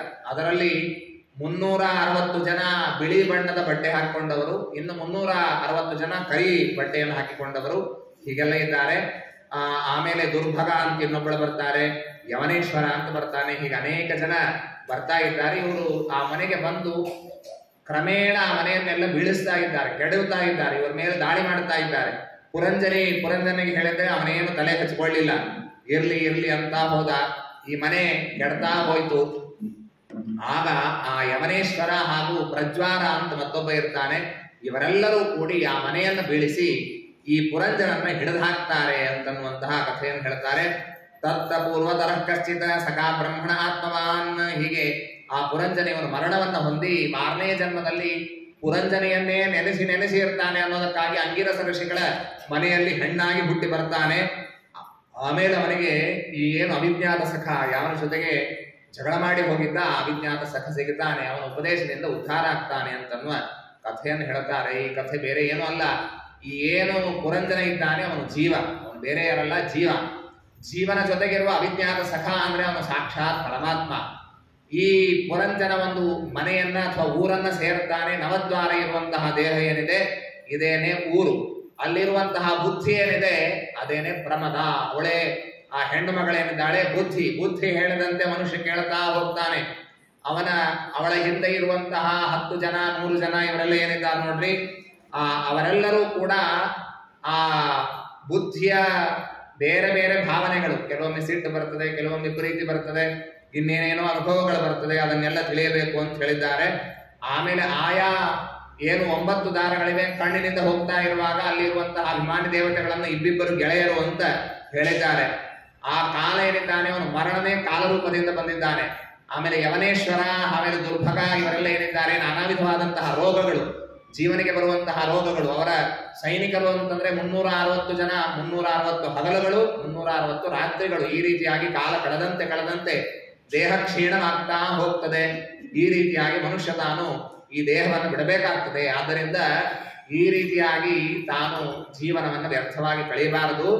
ಆ ಅವಿಜ್ಞಾತ ಸಖ ಯಾರಿದ್ದಾನೆ ದೇವರು, ಅವನ ಸಾನ್ನಿಧ್ಯವನ್ನು ತಿಳಿದು ಅವನ ಕೊಂಡಾಡೋದರಲ್ಲಿ, ಅವನ ಅನುಗ್ರಹವನ್ನು ಸಂಪಾದನೆ ಮಾಡೋದರಲ್ಲಿ ತನ್ನ ಜನ್ಮದ ಸಾರ್ಥಕ್ಯವನ್ನು ತಾನು ಪಡೆಯಬೇಕು ಅಂತನ್ನೋದಾಗಿ ಈ ರೀತಿಯಾಗಿ ತಿಳಿಸಿಕೊಟ್ಟು, ಈ ಏನು ಯಜ್ಞಗಳನ್ನು ನೀನು ಮಾಡ್ತಾ ಇದ್ದಿ ಪ್ರಾಚೀನ ಬರಹಿ, ಇದರಿಂದ ನೀನು ವಿಮುಖನಾಗು. ಯಥಾತರೋರ್ಮೂಲ ನಿಷೇವಣೇನ ತೃಪ್ಯಂತಿ ಸ್ಕಂದ ಭುವೋ ವಿಶಾಖಾ ಪ್ರಾಣೋಪಹಾರಾತ್ರ ಯಥೇಂದ್ರಿಯಾಣಾಂ ತಥೈವ ಸರ್ವಹಾರಣ ಮಚ್ಚು ತೇಜ್ಯ. ಮನೆಯಲ್ಲಿ ಗಿಡ ಬೆಳೆಸುವಾಗ ಒಂದೊಂದು ಎಲೆಗೆ ಹೋಗಿ ಯಾರು ನೀರು ಹಾಕೋದಿಲ್ಲ. ಬೇರೆ ನೀರು ಹಾಕಿದರೆ ಸಾಕು, ತಾನಾಗಿ ಗಿಡ ಹೇಗೆ ಬೆಳೀತದೋ ಹಾಗೆ ಮುಖ್ಯವಾಗಿ ಪರಮಾತ್ಮನ ಭಜನೆಯನ್ನು ಮಾಡಬೇಕು. ಅವನೇನೆ ಅನುಗ್ರಹವನ್ನ ಮಾಡಿ ಎಲ್ಲ ದೇವತೆಗಳ ಅನುಗ್ರಹ ಆಗುವಂತೆ ಪರಮಾತ್ಮ ಅನುಗ್ರಹವನ್ನ ಮಾಡ್ತಾ ಇದ್ದಾನೆ ಅಂತ ಈ ರೀತಿಯಾಗಿ ತಿಳಿಸಿಕೊಡ್ತಾರೆ. ಮುಂದೆ ಮತ್ತೊಬ್ಬ ಮಗ ಸ್ವಯಂಭುವ ಮನುವಿನ ಮತ್ತೊಬ್ಬ ಮಗ ಪ್ರಿಯವ್ರತ ಅಂತ, ಆ ಪ್ರಿಯವ್ರತನ ಮನೆ ಇದನ್ನ ಕಥೆಯನ್ನು ತಿಳಿಸ್ತಾರೆ. ಆ ಪ್ರಿಯವ್ರತ ಗ್ರಹೇ ಅನಮತ ಯನ್ಮೂಲ ಕರ್ಮ ಬಂಧ ಪರಾಭವ. ಪರೀಕ್ಷಿತ್ ಮಹಾರಾಜ ಕೇಳ್ತಾನೆ, ಈ ಮನೆಯಲ್ಲೇ ಹೇಗಿದ್ದ ಅವನು ಯಾಕೆ ಸನ್ಯಾಸ ತಗೊಳ್ಳಿಲ್ಲ? ಮಹಾಜ್ಞಾನಿ ಅವನು. ಹೀಗಿರುವಾಗ ತಾನು ಮನೆಯಲ್ಲಿ ಇದ್ದದ್ದು ನನಗೆ ಬಹಳ ಆಶ್ಚರ್ಯವಾಗ್ತದೆ ಅಂತ ಕೇಳಿದ್ದಕ್ಕೆ ಶುಕಾಚಾರ್ಯ ಹೇಳಿ ಪ್ರಾರಂಭ ಮಾಡ್ತಾರೆ. ಬಾಣಮುಕ್ತಂ ಭಗವತ ಉತ್ತಮ ಶ್ಲೋಕಸ್ಯ ಶ್ರೀಮತ್ ಚರಣಾರವಿಂದ ಮಕರಂದ ರಸ ಆದಿತ ಆವೇಶಿತ ಚೇತಸೋ ಭಗವತ ಪಾರಮಹಂಸ್ಯದ ಹಿತಃ ಕಥಂಚಿತ್ ಅಂತರಾಯ ವಿಹಿತಾಂ ಸ್ವಾಂ ಶಿವತಮಾಂ ಪದವೀಂ ನ ಪ್ರಾಯಣ ಹಿನ್ವನ್. ನೀನು ಹೇಳಿದ ಸರಿ ಇದೆ ಅಂತಂದ್ರು. ಆ ಭಗವಂತನ ಸಂಕಲ್ಪದಿಂದ ಈ ಪ್ರಿಯವೃತ ಮಹಾರಾಜ ಮನೆಯಲ್ಲಿ ಬಹಳ ಕಷ್ಟದಿಂದ ಉಳಿದಿದ್ದಾನೆ. ಅವನೊಮ್ಮೆ ಏನ್ ಮಾಡಿದ ಅಂತಂದ್ರೆ, ಆ ಪರಮಾತ್ಮನಿಗೆ ಹೇಳಿದ, ಬ್ರಹ್ಮದೇವರಿಗೆ ಹೇಳ್ತಾನೆ, ನನಗೆ ಈ ಮನೆಯಲ್ಲಿ ಆಸಕ್ತಿ ಇಲ್ಲ, ರಾಜ್ಯದಲ್ಲಿ ಆಸಕ್ತಿ ಇಲ್ಲ, ನನಗೆ ಅಧಿಕಾರ ಬೇಕಾಗಿಲ್ಲ, ನಾನು ವನಕ್ಕೆ ಹೋಗಿ ಸಾಧನೆ ಮಾಡ್ತೀನಿ ಅಂತ ಹೇಳಿದ್ದಕ್ಕೆ ಬ್ರಹ್ಮದೇವರು ಅವನಿಗೆ ಹೇಳ್ತಾನೆ, ನೋಡಪ್ಪ, ನಾವೆಲ್ಲರಿಗೂ ನಮಗೂ ಅದೇ ಅಪೇಕ್ಷೆ ಇದೆ, ಆದ್ರೆ ದೇವರು ನಿಯೋಗ ಮಾಡಿದ್ದಾನೆ, ಆರ್ಡರ್ ಮಾಡಿದ್ದಾನೆ, ನೀನು ಈ ಕೆಲಸ ಮಾಡಬೇಕು ಅಂತ. ನಿಬೋಧದಾತೇದವರ್ತಂ ಬ್ರವೀಮಿ ಮಾಸೂಯಿತಂ ದೇವಮರಹಸ್ಯಮೇಯಂ ಅಹಂ ಭವಸ್ತೆ ತತ ಏಷ ಮಹರ್ಷಿ ವಹಾಮ ಸರ್ವೇ ವಿವಶಾಯಸ್ಯ ಧೃಷ್ಣ್ಯಂ. ಪರಮಾತ್ಮನ ಆಜ್ಞೆಯನ್ನ ಅದರಲ್ಲಿ ಆಪ್ಷನ್ ಇಲ್ಲ, ಮಾಡೋದು ಬಿಡೋದು ಅಂತ. ದೇವರೇನು ಆಜ್ಞೆ ಮಾಡಿದ್ದಾನೆ ಅದನ್ನು ನಾವು ಮಾಡಲೇಬೇಕು. ಹೀಗಾಗಿ ನಮ್ಮ ನಮ್ಮ ಪದವಿ ಏನಿದೆ ಇದಕ್ಕೆ ಅಧಿಕಾರಿಕರು ಅಂತಂತಾರೆ ದೇವತೆಗಳು. ಅವರವರ ಅಧಿಕಾರದಲ್ಲಿ ಇದ್ದುಕೊಂಡು ಅವರ ಜವಾಬ್ದಾರಿಯನ್ನ ಅವರು ನಿರ್ವಾಹ ಮಾಡಲೇಬೇಕು. ಹಾಗೆ ದೇವರ ಸಂಕಲ್ಪ ಇದೆ, ನೀನು ರಾಜ್ಯವನ್ನ ಆಳ್ತಾನೆ ಸಾಧನೆ ಮಾಡಬೇಕು ಅಂತ ದೇವರ ಅಪೇಕ್ಷೆ ಅನ್ನೋದಕ್ಕಾಗಿ ನೀನು ರಾಜ್ಯವನ್ನು ಬಿಟ್ಟು ಹೋಗುವಂತೆ ಇಲ್ಲ. ಭಯಂ ಪ್ರಮತ್ಯಸ್ಯ ಮನಿಷ್ವಪಿ ಸ್ಯಾತ್ ಯತೋ ವಸಂತೆ ಸಹ ಷಟ್ಸಪತ್ನಾಃ. ಇಲ್ಲಿಂದ ಬಿಟ್ಟು ಕಾಡಿಗೆ ಹೋದ ಮಾತ್ರಕ್ಕೆ ಎಲ್ಲ ಒಳಿತಾಗ್ತದೆ ಅಂತ ತಿಳಿದಿದ್ದಿ ನೀನು. ಆದ್ರೆ ಕಾಡಿಗೆ ಹೋಗಿಕೊಂಡು ಕೂಡ ಮನಸ್ಸಿನಲ್ಲಿ ಅರಿಷಡ್ವರ್ಗಗಳನ್ನು ಹೊತ್ತೇ ಹೋದರೆ ಅಲ್ಲೂ ಸಾಧನ ಆಗೋದಿಲ್ಲ. ಜಿತೇಂದ್ರಿಯ ಸ್ಯಾತ್ಮರತೇರ್ ಬುಧಸ್ಯ, ಜ್ಞಾನಿಯಾಗಿ ತಾನು ಆತ್ಮರತಿಯನ್ನ ಪಡೆದ ಅಂತಂದ್ರೆ ಮನೆಯಲ್ಲಿದ್ದು ಸಾಧನವನ್ನು ಮಾಡಬಹುದು. ಆದ್ದರಿಂದಾಗಿ ಅವಶ್ಯವಾಗಿ ಇಲ್ಲೇ ಇದ್ದುಕೊಂಡು ನೀನು ಸಾಧನವನ್ನು ಮಾಡಬೇಕು ಅಂತ ಹೇಳಿದ್ರು. ಆಯಿತು ಅಂತ ಹೇಳಿ ಬರಹಿಷ್ಮತಿ ಅಂತನ್ನುವಳನ್ನ ಮದುವೆಯಾಗಿ 10 ಮಕ್ಕಳನ್ನು ಪಡೆದಿದ್ದಾನೆ.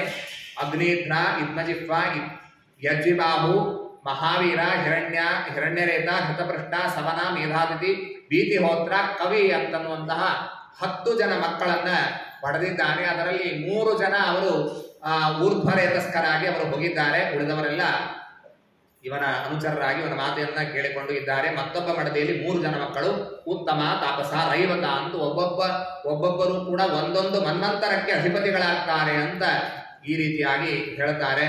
ಆಮೇಲೆ ಇವನ ಕಾಲಕ್ಕೆ ಜಂಬು, ಪ್ಲಕ್ಷ, ಶಾಲ್ಮಲಿ, ಕುಶ, ಕ್ರೌಂಚ, ಶಾಖ, ಪುಷ್ಕರ ಎಂಬಂತಹ 7 ದ್ವೀಪಗಳು, ಲವಣೋದ, ಸುರೋದ, ಸುರಸೋದ, ಘೃತೋದ, ಕ್ಷೀರೋದ, ರಭಿಮಂಡೋದ, ಶುದ್ಧ ಜಲದ್ದು, ಈ ರೀತಿಯಾಗಿ 7 ಸಾಗರಗಳು, ಸಪ್ತದ್ವೀಪ, ಸಪ್ತಸಾಗರಗಳ ವಿಭಾಗವನ್ನು ಮಾಡಿದಂತಹ ಕೀರ್ತಿ ಅದು ಪ್ರಿಯವೃತನಿಗೆ ಸೇರುವಂತಹದ್ದು.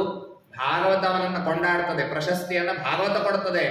ಪ್ರಿಯವೃತನಿಗೆ ಹೇಳ್ತದೆ, ಪ್ರಿಯವ್ರತ ಕೃತಂ ಕರ್ಮ ಕೋನ ಕುರ್ಯಾತ್ ವಿನೇಶ್ವರಂ ಯೋನೇ ವಿನಿಮ್ನಯನ ಕರೋದ್ ಛಾಯಾಂಧ್ರನ್ ಸಪ್ತವಾರಿಧೀನ್. 7 ಸಾಗರಗಳು ಹಾಗೂ ಸಪ್ತದ್ವೀಪಗಳ ವ್ಯವಸ್ಥೆಯನ್ನು ಮಾಡಿಕೊಟ್ಟದ್ದು ಇವನು ಪ್ರಿಯವ್ರತ ಅಂತ ತಿಳಿಸಿಕೊಡ್ತದೆ. ಇವನ ದೊಡ್ಡ ಮಗ, ಅವನ ಹೆಸರು ಅಗ್ನಿಧ್ರ ಅಂತ. ಅಗ್ನಿಧ್ರ ಮಗನೇ ನಾಭಿ ಅಂತ ಹುಟ್ಟಿ ಬರ್ತಾನೆ. ಅವನ ಬಗ್ಗೆನೂ ಸಾಕಷ್ಟು ಮಾತುಗಳನ್ನು ಹೇಳಿದ್ದಾರೆ. ಅದಾದ ಮೇಲೆ ಅಗ್ನಿಧ್ರನ ಮಗನಾಗಿ ನಾಭಿ ಹುಟ್ಟಿ ಬರ್ತಾನೆ. ನಾಭಿ ಅವನ ಮಡದಿಯ ಹೆಸರು ಮೇರುದೇವಿ ಅಂತ. ಇವರಿಗೆ ಮಕ್ಕಳಾಗಿರಲಿಲ್ಲ. ಅಪತ್ಯ ಕಾಮ ಅಪ್ರಜಯ ಮೇರುದೇವಿಯ ಭಗವಂತಂ ಯಜ್ಞಪುರುಷಂ ಅವಹಿತಾತ್ಮ ಯಜತ. ಅತ್ಯಂತ ಏಕಾಗ್ರನಾಗಿ ಭಗವಂತನ ಪೂಜೆಯನ್ನ ಯಜ್ಞವನ್ನ ಮಾಡಿದ. ಅನೇಕ ಋತ್ವಿಜರನ್ನ ನಾಭಿರಾಜ ಕರೆಸ್ತಾನೆ. ಋತ್ವಿಜರೆಲ್ಲ ಬಂದು ಇವನ ಯಜ್ಞವನ್ನು ನಡೆಸಿಕೊಂಡು ಎಲ್ಲರೂ ಕೂಡಿ ದೇವರ ಸ್ತೋತ್ರವನ್ನು ಮಾಡ್ತಾರೆ. ಅರ್ಹಸಿ ಮುಹುರ ಅರ್ಹತ್ತಮ ಅರ್ಹಣಂ ಅಸ್ಮಾಕಂ ಅನುಪಥಾನಾಂ ನಮೋ ನಮ ಇತ್ಯೇತಾವತ್ ಸದುಪಶಿಕ್ಷಿತಂ ಕೋರ್ಹತಿ ಪುಮಾನ್ ಪ್ರಕೃತಿ ಗುಣಂ ವ್ಯತಿಕರಂ ಮತಿ ಅನೀಶ ಈಶ್ವರಸ್ಯ ಪ್ರಕೃತಿ ಪುರುಷಯೋಃ ಪರಸ್ಯ ಅರ್ವಾತ್ತನಮತಿ ನಾಮರೂಪಾಕೃತಿ ನಿರೂಪಣಂ. ಸ್ವಾಮಿ, ನಿನ್ನನ್ನು ಯಾರು ಕೊಂಡಾಡ್ಲಿಕ್ಕೆ ಸಾಧ್ಯ? ನಿನ್ನನ್ನು ಪರಿಪೂರ್ಣವಾಗಿ ಕೊಂಡಾಡ್ಲಿಕ್ಕೆ ವೇದಕ್ಕೂ ಸಾಧ್ಯ ಇಲ್ಲ.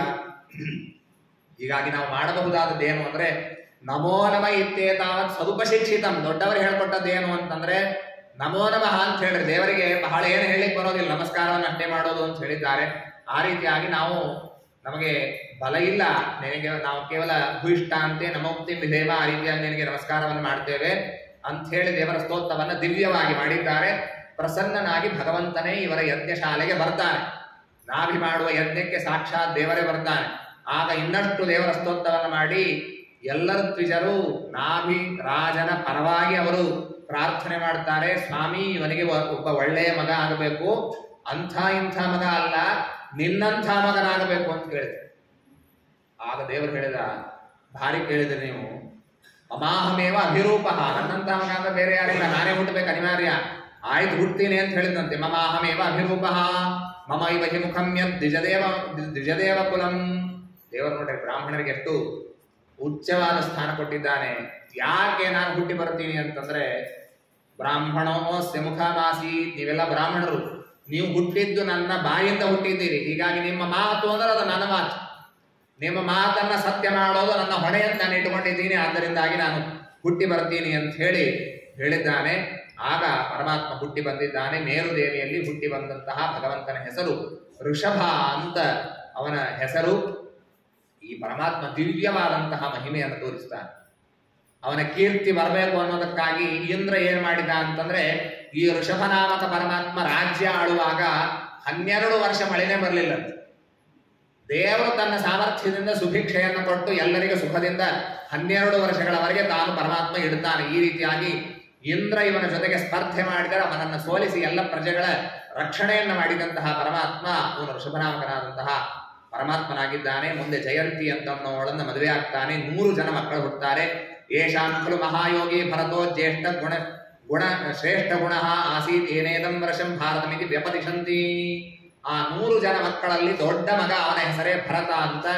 ಅವನ ಹೆಸರೇ ಈ ದೇಶಕ್ಕೆ ಬಂದದ್ದು. ಭಾರತ ಅಂತ ಬಂದ ಕೂಡಲೇ ನಾನು ಪ್ರಾರಂಭದ ದಿವಸದಲ್ಲಿ ಹೇಳಿದೆ, ಭಾರತದ ನೆನಪಾದ ಕೂಡಲೇ ಭರತ ಚಕ್ರವರ್ತಿಯ ನೆನಪಾಗಬೇಕು, ಭರತ ಚಕ್ರವರ್ತಿಯ ಗುಣಗಳ ನೆನಪಾಗಬೇಕು, ಅವನ ತಂದೆಯಾದ ಋಷಭನಾಮಕ ಪರಮಾತ್ಮನ ನೆನಪಾಗಬೇಕು. ಆ ರೀತಿಯಾಗಿ ನಮ್ಮ ದೇಶದ ಹೆಸರಿದೆ. ಇದರಲ್ಲಿ 9 ಜನ ಏನಿದ್ದಾರೆ, ಆ ಕುಶಾವರ್ತ, ಇಳಾವರ್ತ, ಬ್ರಹ್ಮಾವರ್ತ, ಆರ್ಯಾವರ್ತ, ಮಲಯಕೇತು, ಭದ್ರಸೇನ, ಇಂದ್ರಸ್ಪೃಕ, ವಿದರ್ಭ, ಕೀಕಟ ಅಂತ ಹೀಗೆ 9 ಜನ. ಇವರಿಗೆ 9 ವರ್ಷಗಳನ್ನ ಮಾಡಿಕೊಡ್ತಾರೆ. 99 ಜನರಲ್ಲಿ ಈ 9 ಜನ ಇವರು ಪ್ರಧಾನರಾದವರು. ಇವರ ಹೆಸರಿನಲ್ಲಿ ಮುಂದೆ ವರ್ಷಗಳು ಬರುತ್ತದೆ ಅಂತ ಈ ರೀತಿಯಾಗಿ ತಿಳಿಸಿದ್ದಾರೆ. ಮತ್ತು 9 ಜನ ಇವರು ಮಹಾಜ್ಞಾನಿಗಳಾಗಿ ಅವರು ಸನ್ಯಾಸವನ್ನು ಸ್ವೀಕಾರ ಮಾಡ್ತಾರೆ. ಕವಿ, ಹರಿ, ಅಂತರಿಕ್ಷ, ಪ್ರಬುದ್ಧ, ಪಿಪ್ಪಲಾಯನ, ಅವಿರಹೋತ್ರ, ದುರ್ಮಿಲ, ಚಮಸ, ಕರಭಾಜನ ಅಂತ ಈ ರೀತಿಯಾಗಿ ಬ್ರಹ್ಮಜ್ಞಾನಿಗಳಾಗಿ ಹೋಗ್ತಾರೆ. ಇದೇನೆ ಜಾಯಂತೆಯ ಉಪಾಖ್ಯಾನ 11ನೇ ಸ್ಕಂದದಲ್ಲಿ ಬರ್ಲಿಕ್ಕಿದೆ. ಈ ರೀತಿಯಾಗಿ ಇವರ ಕಥೆಯನ್ನೆಲ್ಲ ತಿಳಿಸಿಕೊಡ್ತಾರೆ. ಆ ಎಲ್ಲ ಜಾಯಂತೆಯರಿಗೆ ತನ್ನ ಮಕ್ಕಳಿಗೆ ಪರಮಾತ್ಮ ಉಪದೇಶವನ್ನು ಮಾಡಿದ್ದಾನೆ. ನಾಯಂ ದೇಹೋ ದೇಹ ಭಾಜಾಂ ಲೋಕೆ ಕಸ್ತತ್ ಕಾಮಾನ್ ಅರ್ಹತಿ ಬಿಡ್ಭುಜಾಮೆ ತಪೋ ದಿವ್ಯಂ ಹ್ಯರ್ಹತಯನ ಸತ್ತಂ ಶುದ್ಧೇತ್ಯಸ್ಮಾತ್ ಬ್ರಹ್ಮ ಸುಖಂ ಹ್ಯನಂತಂ. ಈ ದೇಹ ಬಂದದ್ದು ಭೋಗ ಮಾಡಲಿಕ್ಕೆ, ಸುಖದಿಂದ ಇರಲಿಕ್ಕೆ ಅಂತ ತಿಳಿಬೇಡ್ರಿ. ಈ ದೇಹ ಇದು ನಶ್ವರವಾದದ್ದು. ತಪೋ ದಿವ್ಯಂ ಹ್ಯರ್ಹತ, ನೀವು ಮಾಡಬೇಕಾದದ್ದು ಏನು ಅಂದ್ರೆ ದಿವ್ಯವಾದ ತಪಸ್ಸನ್ನು, ಏಕಾಗ್ರವಾಗಿ ತಪಸ್ಸನ್ನು ಮಾಡ್ರಿ. ಅದರಿಂದಾಗಿ ಬ್ರಹ್ಮಜ್ಞಾನವಾಗ್ತದೆ, ಅನಂತ ಸುಖ ಮೋಕ್ಷ ನಿಮಗೆ ಸಿಗುತ್ತದೆ. ಅದಕ್ಕಾಗಿ ಮಾಡಬೇಕಾದದ್ದು ಏನು ಅಂದ್ರೆ ಮಹತ್ ಸೇವಾಂ ದ್ವಾರಮಾಹುರ್ವಿಮುಕ್ತೇ. ಮೋಕ್ಷಕ್ಕೆ ಸಾಧನೆ ಯಾವುದು ಅಂತಂದ್ರೆ ಮಹಾತ್ಮರ ಸೇವಾ, ಅದನ್ನು ಮಾಡಬೇಕು ನೀವು ಅಂತ ಬಹಳ ದಿವ್ಯವಾಗಿ, ಬಹಳ ವಿಸ್ತಾರವಾಗಿ ತನ್ನ ಮಕ್ಕಳಿಗೆಲ್ಲ ಶಾಸ್ತ್ರದ ಮಾರ್ಗವನ್ನ, ಸನ್ಮಾರ್ಗವನ್ನ ತೋರ್ಪಡಿಸಿದ ಋಷಭನಾಮಕನಾದಂತಹ ಪರಮಾತ್ಮ. ಆದರೆ ಇದೇ ಪರಮಾತ್ಮ ಮುಂದೆ ಏನ್ ಮಾಡ್ತಾನೆ ಅಂದ್ರೆ, ಅಯೋಗ್ಯ ಜನರ ಮೋಹನಕ್ಕಾಗಿ ಊರು ಬಿಟ್ಟು ಕಾಡಿಗೆ ಸೇರಿ ಬಿಡ್ತಾನೆ. ಯಾವಾಗಲೂ ಬಾಯಲ್ಲಿ ಕಲ್ಲು ಹಾಕೊಂಡಿರ್ತಿದ್ದಂತೆ. ಯಾರು ಮಾತನಾಡಿಸಿದ್ರು ಮಾತಾಡಬಾರದು ಅಂತ ಹೇಳಿ ಬಾಯಲ್ಲಿ ಕಲ್ಲು ಹಾಕೊಂಡೇ ಯಾವಾಗಲೂ ಅಡ್ಡಾಡುವ. ಆಮೇಲೆ ಬಟ್ಟೆ ಇಲ್ಲ, ದಿಗಂಬರನಾಗಿ ಅಡ್ಡಾಡ್ಲಿಕ್ಕೆ ಪ್ರಾರಂಭ ಮಾಡಿದ. ಕೇಶೋಲ್ಲುಂಚನವನ್ನ, ಕೂದಲನ್ನ ಕಿತ್ತುಕೊಳ್ಳೋದು, ಈ ರೀತಿಯಾಗಿ ಮಾಡ್ತಾ ಇದ್ದ. ಸ್ನಾನ ಇಲ್ಲ, ಶೌಚ ಇಲ್ಲ, ಏನೂ ಇಲ್ಲ, ಸುಮ್ಮನೆ ಇರ್ತಿದ್ದಂತೆ. ಭಾಗವತದಲ್ಲಿ ವರ್ಣನೆ ಬರ್ತದೆ, ಕಾಡಿನಲ್ಲಿ ತಾನು ಯಾವ ಸ್ಥಳಕ್ಕೆ ಇರ್ತಿದ್ದ ಅಲ್ಲೇನೆ ಮಲ ವಿಸರ್ಜನೆಯನ್ನು ಅಲ್ಲೇ ಮಾಡ್ತಿದ್ದಂತೆ. ಆ ಪರಮಾತ್ಮನಿಗೆ ಮಲ ಅಂತ ಇಲ್ವೇ ಇಲ್ಲ. ಇದನ್ನೆಲ್ಲ ಸುಮ್ಮನೆ ಪರಮಾತ್ಮ ನಾಟಕ ಮಾಡಿದ್ದು. ಅವನು ಮಲ ವಿಸರ್ಜನೆ ಮಾಡಿದ್ರೆ ಸುತ್ತಲೂ ಇರುವಂತಹ ಎಲ್ಲ ಏನು ವನ ಇದೆ ಅದನ್ನೆಲ್ಲ ಸುಗಂಧ ಭರಿತ ಆಗಬೇಕಂತ. ಸುಮ್ಮನೆ ಮಲೆಗೇ ಇರೋದು ಯಾವಾಗಲೂ ಈ ರೀತಿಯಾಗಿ ಮಾಡೋದು, ಇದನ್ನೆಲ್ಲ ಮಾಡಿದ್ದನ್ನು ನೋಡಿ ಆ ಎಲ್ಲ ಜೈನ ಮತದ ಪ್ರವೃತ್ತಿ ಆದದ್ದು ಇಲ್ಲಿಂದ ಆಗ್ತದೆ. ಅವರು ಕೂಡ ಹೀಗೆ ಹೇಳ್ತಾರೆ, ಈ ಋಷಭನಾಮಕ ಪರಮಾತ್ಮನಿಂದ ಬಂದಿದೆ ಅಂತ. ಅವನು ಮಾಡಿದ್ದನ್ನು ನೋಡಿ ಹಾಗಾದ್ರೆ ನಾವು ಹೀಗೆ ಮಾಡ್ಬೇಕು, ಕೇಶೋಲ್ಲಂಘನವನ್ನು ಮಾಡಬೇಕು, ಸ್ನಾನ ಮಾಡಬಾರ್ದು, ಹಲ್ ತಿಕ್ಕಬಾರ್ದು ಅಂತನ್ನುವಂತಹ ಒಂದು ಈ ಪಂಥ ಹಾಕಿಕೊಟ್ಟಿದ್ದು ಋಷಭನಾಮಕ ಪರಮಾತ್ಮ. ಅವನು ಹಾಕಿಕೊಟ್ಟಿದ್ದಾನೆ. ಕೊನೆಗೊಮ್ಮೆ ದಾವಾಗ್ನೆಯಲ್ಲಿ ಸುಡೋದಿಲ್ಲ ದೇವರು, ಆ ದಾವಾಗ್ನಿ ಹತ್ತಿರ್ತದೆ, ತಾನು ಒಳಗೆ ಪ್ರವೇಶ ಮಾಡಿಬಿಡುತ್ತಾನೆ. ದಾವಾಗ್ನಿ ಒಳಗೆ ಹೋದ ಮೇಲೂ ಪರಮಾತ್ಮ ಕೆಲವೊಂದು ಬಾರಿ ರಾಜ್ಯಕ್ಕೆ ಬರ್ತಾನಂತೆ, ಕೆಲವೊಮ್ಮೆ ಮತ್ತೆ ಹೋಗ್ತಾನೆ. ಈ ರೀತಿಯಾಗೆಲ್ಲ ವಿಡಂಬನವನ್ನು ಮಾಡ್ತಾ ತಾನಿರ್ತಾನೆ. ಮುಂದೆ ಭರತ ಚಕ್ರವರ್ತಿ, ಅವನಿಗೆ ರಾಜ್ಯ ಬರ್ತದೆ. ಅವನಿಗೇನೆ ಅಂಜನಾಭ ಅಂತ, ಋಷಭನಾಮಕ ಪರಮಾತ್ಮನಿಗೆ ಮತ್ತೊಂದು ಹೆಸರು ಅಂಜನಾಭ ಅಂತ. ಅವನ ಮಗ ಆಂಜನಾಭ ಈ ಭರತ. ಅಂಜನಾಭಂ ನಾಮ ಏತದ್ದರ್ಶಂ ಭಾರತಮಿತಿ ಯದ ಆರಭ್ಯ ವ್ಯಪದಿಶಂತಿ. ಈ ಭಾರತಕ್ಕೆ ಮತ್ತೊಂದು ಹೆಸರು ಆಂಜನಾಭ ಅಂತೂ ಇದೆ. ಅವನು ದೇವರ ಯಜ್ಞವನ್ನ ಮಾಡಿದ. ಎಲ್ಲ ಸ್ವೇ ಸ್ವೇ ಕರ್ಮಣಿ ವರ್ತಮಾನ ಪ್ರಜಾ ಪರ್ಯಪಾಲಯತ, ಪ್ರಜೆಗಳನ್ನೆಲ್ಲ ಸುಖದಿಂದ ನೋಡಿಕೊಂಡ. ಇದೇ ಚ ಭಗವಂತಂ ಯಜ್ಞಪುರುಷಂ ಕ್ರತುಭಿಹಿ ಉಚ್ಚಾವಚೈಹಿ, ದೊಡ್ಡ ದೊಡ್ಡ ಯಾಗಗಳು, ಸಣ್ಣ ಸಣ್ಣ ಯಾಗಗಳು, ಶ್ರದ್ಧೆಯ ಅವಹಿತಾಗ್ನಿಹಿ, ಶ್ರದ್ಧೆಯಿಂದ ಇದನ್ನೆಲ್ಲ ಮಾಡಿದ್ದಾನೆ. ಮುಂದೆ ತನ್ನ ಕಾಲ ಮುಗಿದಾದ ಮೇಲೆ ತನ್ನ ಕೊನೆಗೆ ಹೋಗುವಾಗ ತನ್ನ ಮಕ್ಕಳಿಗೆಲ್ಲ ಈ ರಾಜ್ಯವನ್ನ ಭಾಗ ಮಾಡಿಕೊಟ್ಟು ತಾನು ಪುಲಸ್ತ್ಯರ ಆಶ್ರಮಕ್ಕೆ ತಾನು ಹೋಗಿದ್ದಾನೆ. ಇವತ್ತಿನ ನೇಪಾಳ ಗಂಡಕಿ ನದಿಯ ತೀರದಲ್ಲಿ ಹೋಗಿದ್ದಾನೆ. ತ್ರಿಶವಣ ಸ್ನಾನವನ್ನು ಮಾಡ್ತಾ, ಗಂಡಕಿ ನದಿಯಲ್ಲಿ ಸ್ನಾನವನ್ನು ಮಾಡ್ತಾ, ದೇವರ ಆರಾಧನೆಯನ್ನು ಮಾಡ್ತಾ ಸಾಧನೆಯಲ್ಲಿ ತೊಡಗಿದ್ದಾನೆ. ದೇವರ ಸಂಕಲ್ಪ ನೋಡ್ರಿ, ಮನೆ ಬಿಟ್ಟು ಹೋದ ಮಾತ್ರಕ್ಕೆ ಸಾಧನೆ ಆಗ್ತದೆ ಅಂತಿಲ್ಲ ಅನ್ನೋದಕ್ಕೆ ಭರತ ಚಕ್ರವರ್ತಿ ದೊಡ್ಡ ನಿದರ್ಶನ. ಅಲ್ಲಿ ಸಾಧನೆ ಮಾಡಬೇಕು ಅಂತ ಕುಳಿತಾಗ ಇವನ ಮುಂದೆನೆ ನದಿಯ ದಂಡೆಗೆ ಕುಳಿತಿದ್ದ. ಇವನ ಮುಂದೆನೆ ಒಂದು ಹರಿಣ ನೀರು ಕುಡಿಲಿಕ್ಕೆ ನದಿಗೆ ಬಂದಿದೆ, ಬಸಿರು ಇರುವಂತಹದ್ದು. ಅದು ನೀರು ಕುಡಿತಾ ಇರುವಾಗ ಸಿಂಹ ಗರ್ಜನೆ ಆಯಿತು, ಹೆದರಿ ನೀರಿನಲ್ಲಿ ಬೀಳುತ್ತದೆ. ಸಿಂಹವೂ ಕೂಡ ಬಂತು. ಆ ಹೊತ್ತಿಗೆ ಆ ಹರಿಣ ಹೆದರಿ ಅಲ್ಲೇ ನದಿಯಲ್ಲೇ ಪ್ರಸವ ಆಗ್ತದೆ. ಆ ತಾಯಿ ಜಿಂಕೆ ಸತ್ತೋಗ್ತದೆ. ಈ ಏನು ಸಣ್ಣ ಮರಿ ಇದೆ ಮುಳುಗ್ತಾ ಇದೆ. ಇವನು ವಿಚಾರ ಮಾಡಿದ, ನಾನು ಜಪ ಮಾಡಬೇಕು, ಅದನ್ನು ಬದುಕಿಸ್ಬೇಕು ಅಂತ ವಿಚಾರ ಇವನ ತಲೆಯಲ್ಲಿ ಬಂತು. ಶಾಸ್ತ್ರವೇ ಹೇಳ್ತದಲ್ಲ ಭೂತ ದಯ ಮಾಡಬೇಕು ಅಂತ, ಸ್ವಲ್ಪ ಜಪ ತಪ್ಪಿದ್ರೆ ಏನು ಅಂತ ನದಿಯಲ್ಲಿ ಹಾರಿದ. ಆ ಮಗುವನ್ನ ಮರಿಯನ್ನ ತಂದು ಇಟ್ಟ. ಅಲ್ಲಿಗೆ ಮುಗಿಲಿಲ್ಲ ಇವನು. ಅವನು ಅನ್ಕೊಳ್ತಾನೆ, ನಾನು ಇದನ್ನು ಹೀಗೆ ಬಿಟ್ಬಿಟ್ರೆ ಕ್ರೂರ ಪ್ರಾಣಿಗಳು ಇದನ್ನು ತಿಂದು ಬಿಡ್ತದೆ. ಸ್ವಲ್ಪ ಅಡ್ಡಾಡೋ ಹಾಗೆ ಜೋರಾಗಿ ಓಡೋ ಹಾಗಾದ್ರೆ ನಾನು ಬಿಟ್ಟು ಬಿಡ್ತೀನಿ ಅಂತ ಅದರ ಪೋಷಣೆ ಮಾಡ್ಲಿಕ್ಕೆ ಪ್ರಾರಂಭ ಮಾಡಿದ. ಹುಲ್ಲು ತಂದಿಟ್ಟ. ತ್ರಿಶವಣ ಹೋಗಿ 2 ಹೊತ್ತು ಸ್ನಾನಕ್ಕೆ ಬಂತು, 2 ಹೊತ್ತು ಹೋಗಿ 1 ಹೊತ್ತಿಗೆ ಬಂತು, 1000 ಜಪ ಹೋಗಿ 100ಕ್ಕೆ ಬಂತು, 100 ಹೋಗಿ 10ಕ್ಕೆ ಬಂತು. ಯಾವಾಗಲೂ ಹರಿಣನ ಬಗ್ಗೆನೇ ಚಿಂತೆ.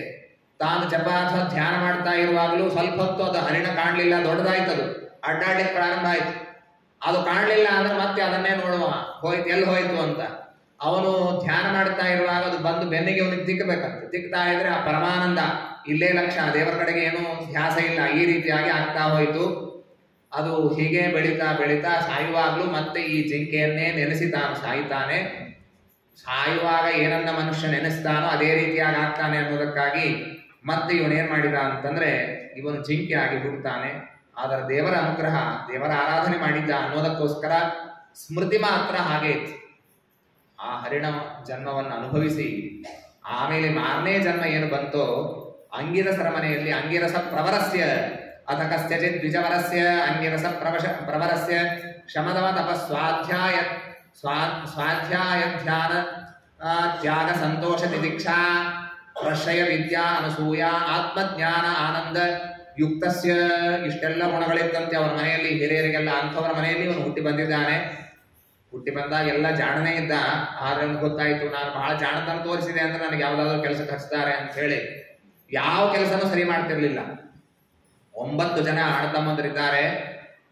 ಆ ಭರತ, ಇವನೇನೋ ಭರತ ಇದ್ದಾನೆ, ಜಡಭರತ ಅಂತ ಇವನಿಗೆ ಹೆಸರು ಬಂತು. ಜಡ ಅಂದ್ರೆ ಏನೋ ಮಂದ ಇದ್ದಾನೆ ಅಂತ ಅರ್ಥ, ಮೂಢನಿದ್ದಾನೆ ಅಂತ. ಆ ರೀತಿಯಾಗಿ ಎಲ್ಲರೂ ಅವನನ್ನ ಬಳಸಲಿಕ್ಕೆ ಪ್ರಾರಂಭ ಮಾಡಿದ್ರು. ಭಗವದ್ ಅನುಗ್ರಹೇಣ ಅನುಸ್ಮೃತ ಸ್ವಪೂರ್ವ ಜನ್ಮಾವಲಿ, ಹಿಂದಿನ ಜನ್ಮಗಳಲ್ಲಿ ಏನೇನಾಗಿದ್ದ ಎಲ್ಲ ನೆನಪಿತ್ತಂತೆ ಅವನಿಗೆ. ಹೀಗಾಗಿ ಜಡಬದಿರಂತೆ ತಾನು ಇದ್ದಾನೆ. ಏನೇ ಕೆಲಸ ಹೇಳಿದ್ರು ಕೂಡ ಅಸದ್ರೀಚೀನಮಿವ ಕರೋತಿ. ಹೀಗೆ ಮಾಡೋ ಅಂತಂದ್ರೆ ಏನೋ ತಪ್ಪಾಗಿ ಮಾಡ್ಬಿಡು, ಕೆಲಸ ಕೆಡಿಸ್ಬಿಡು.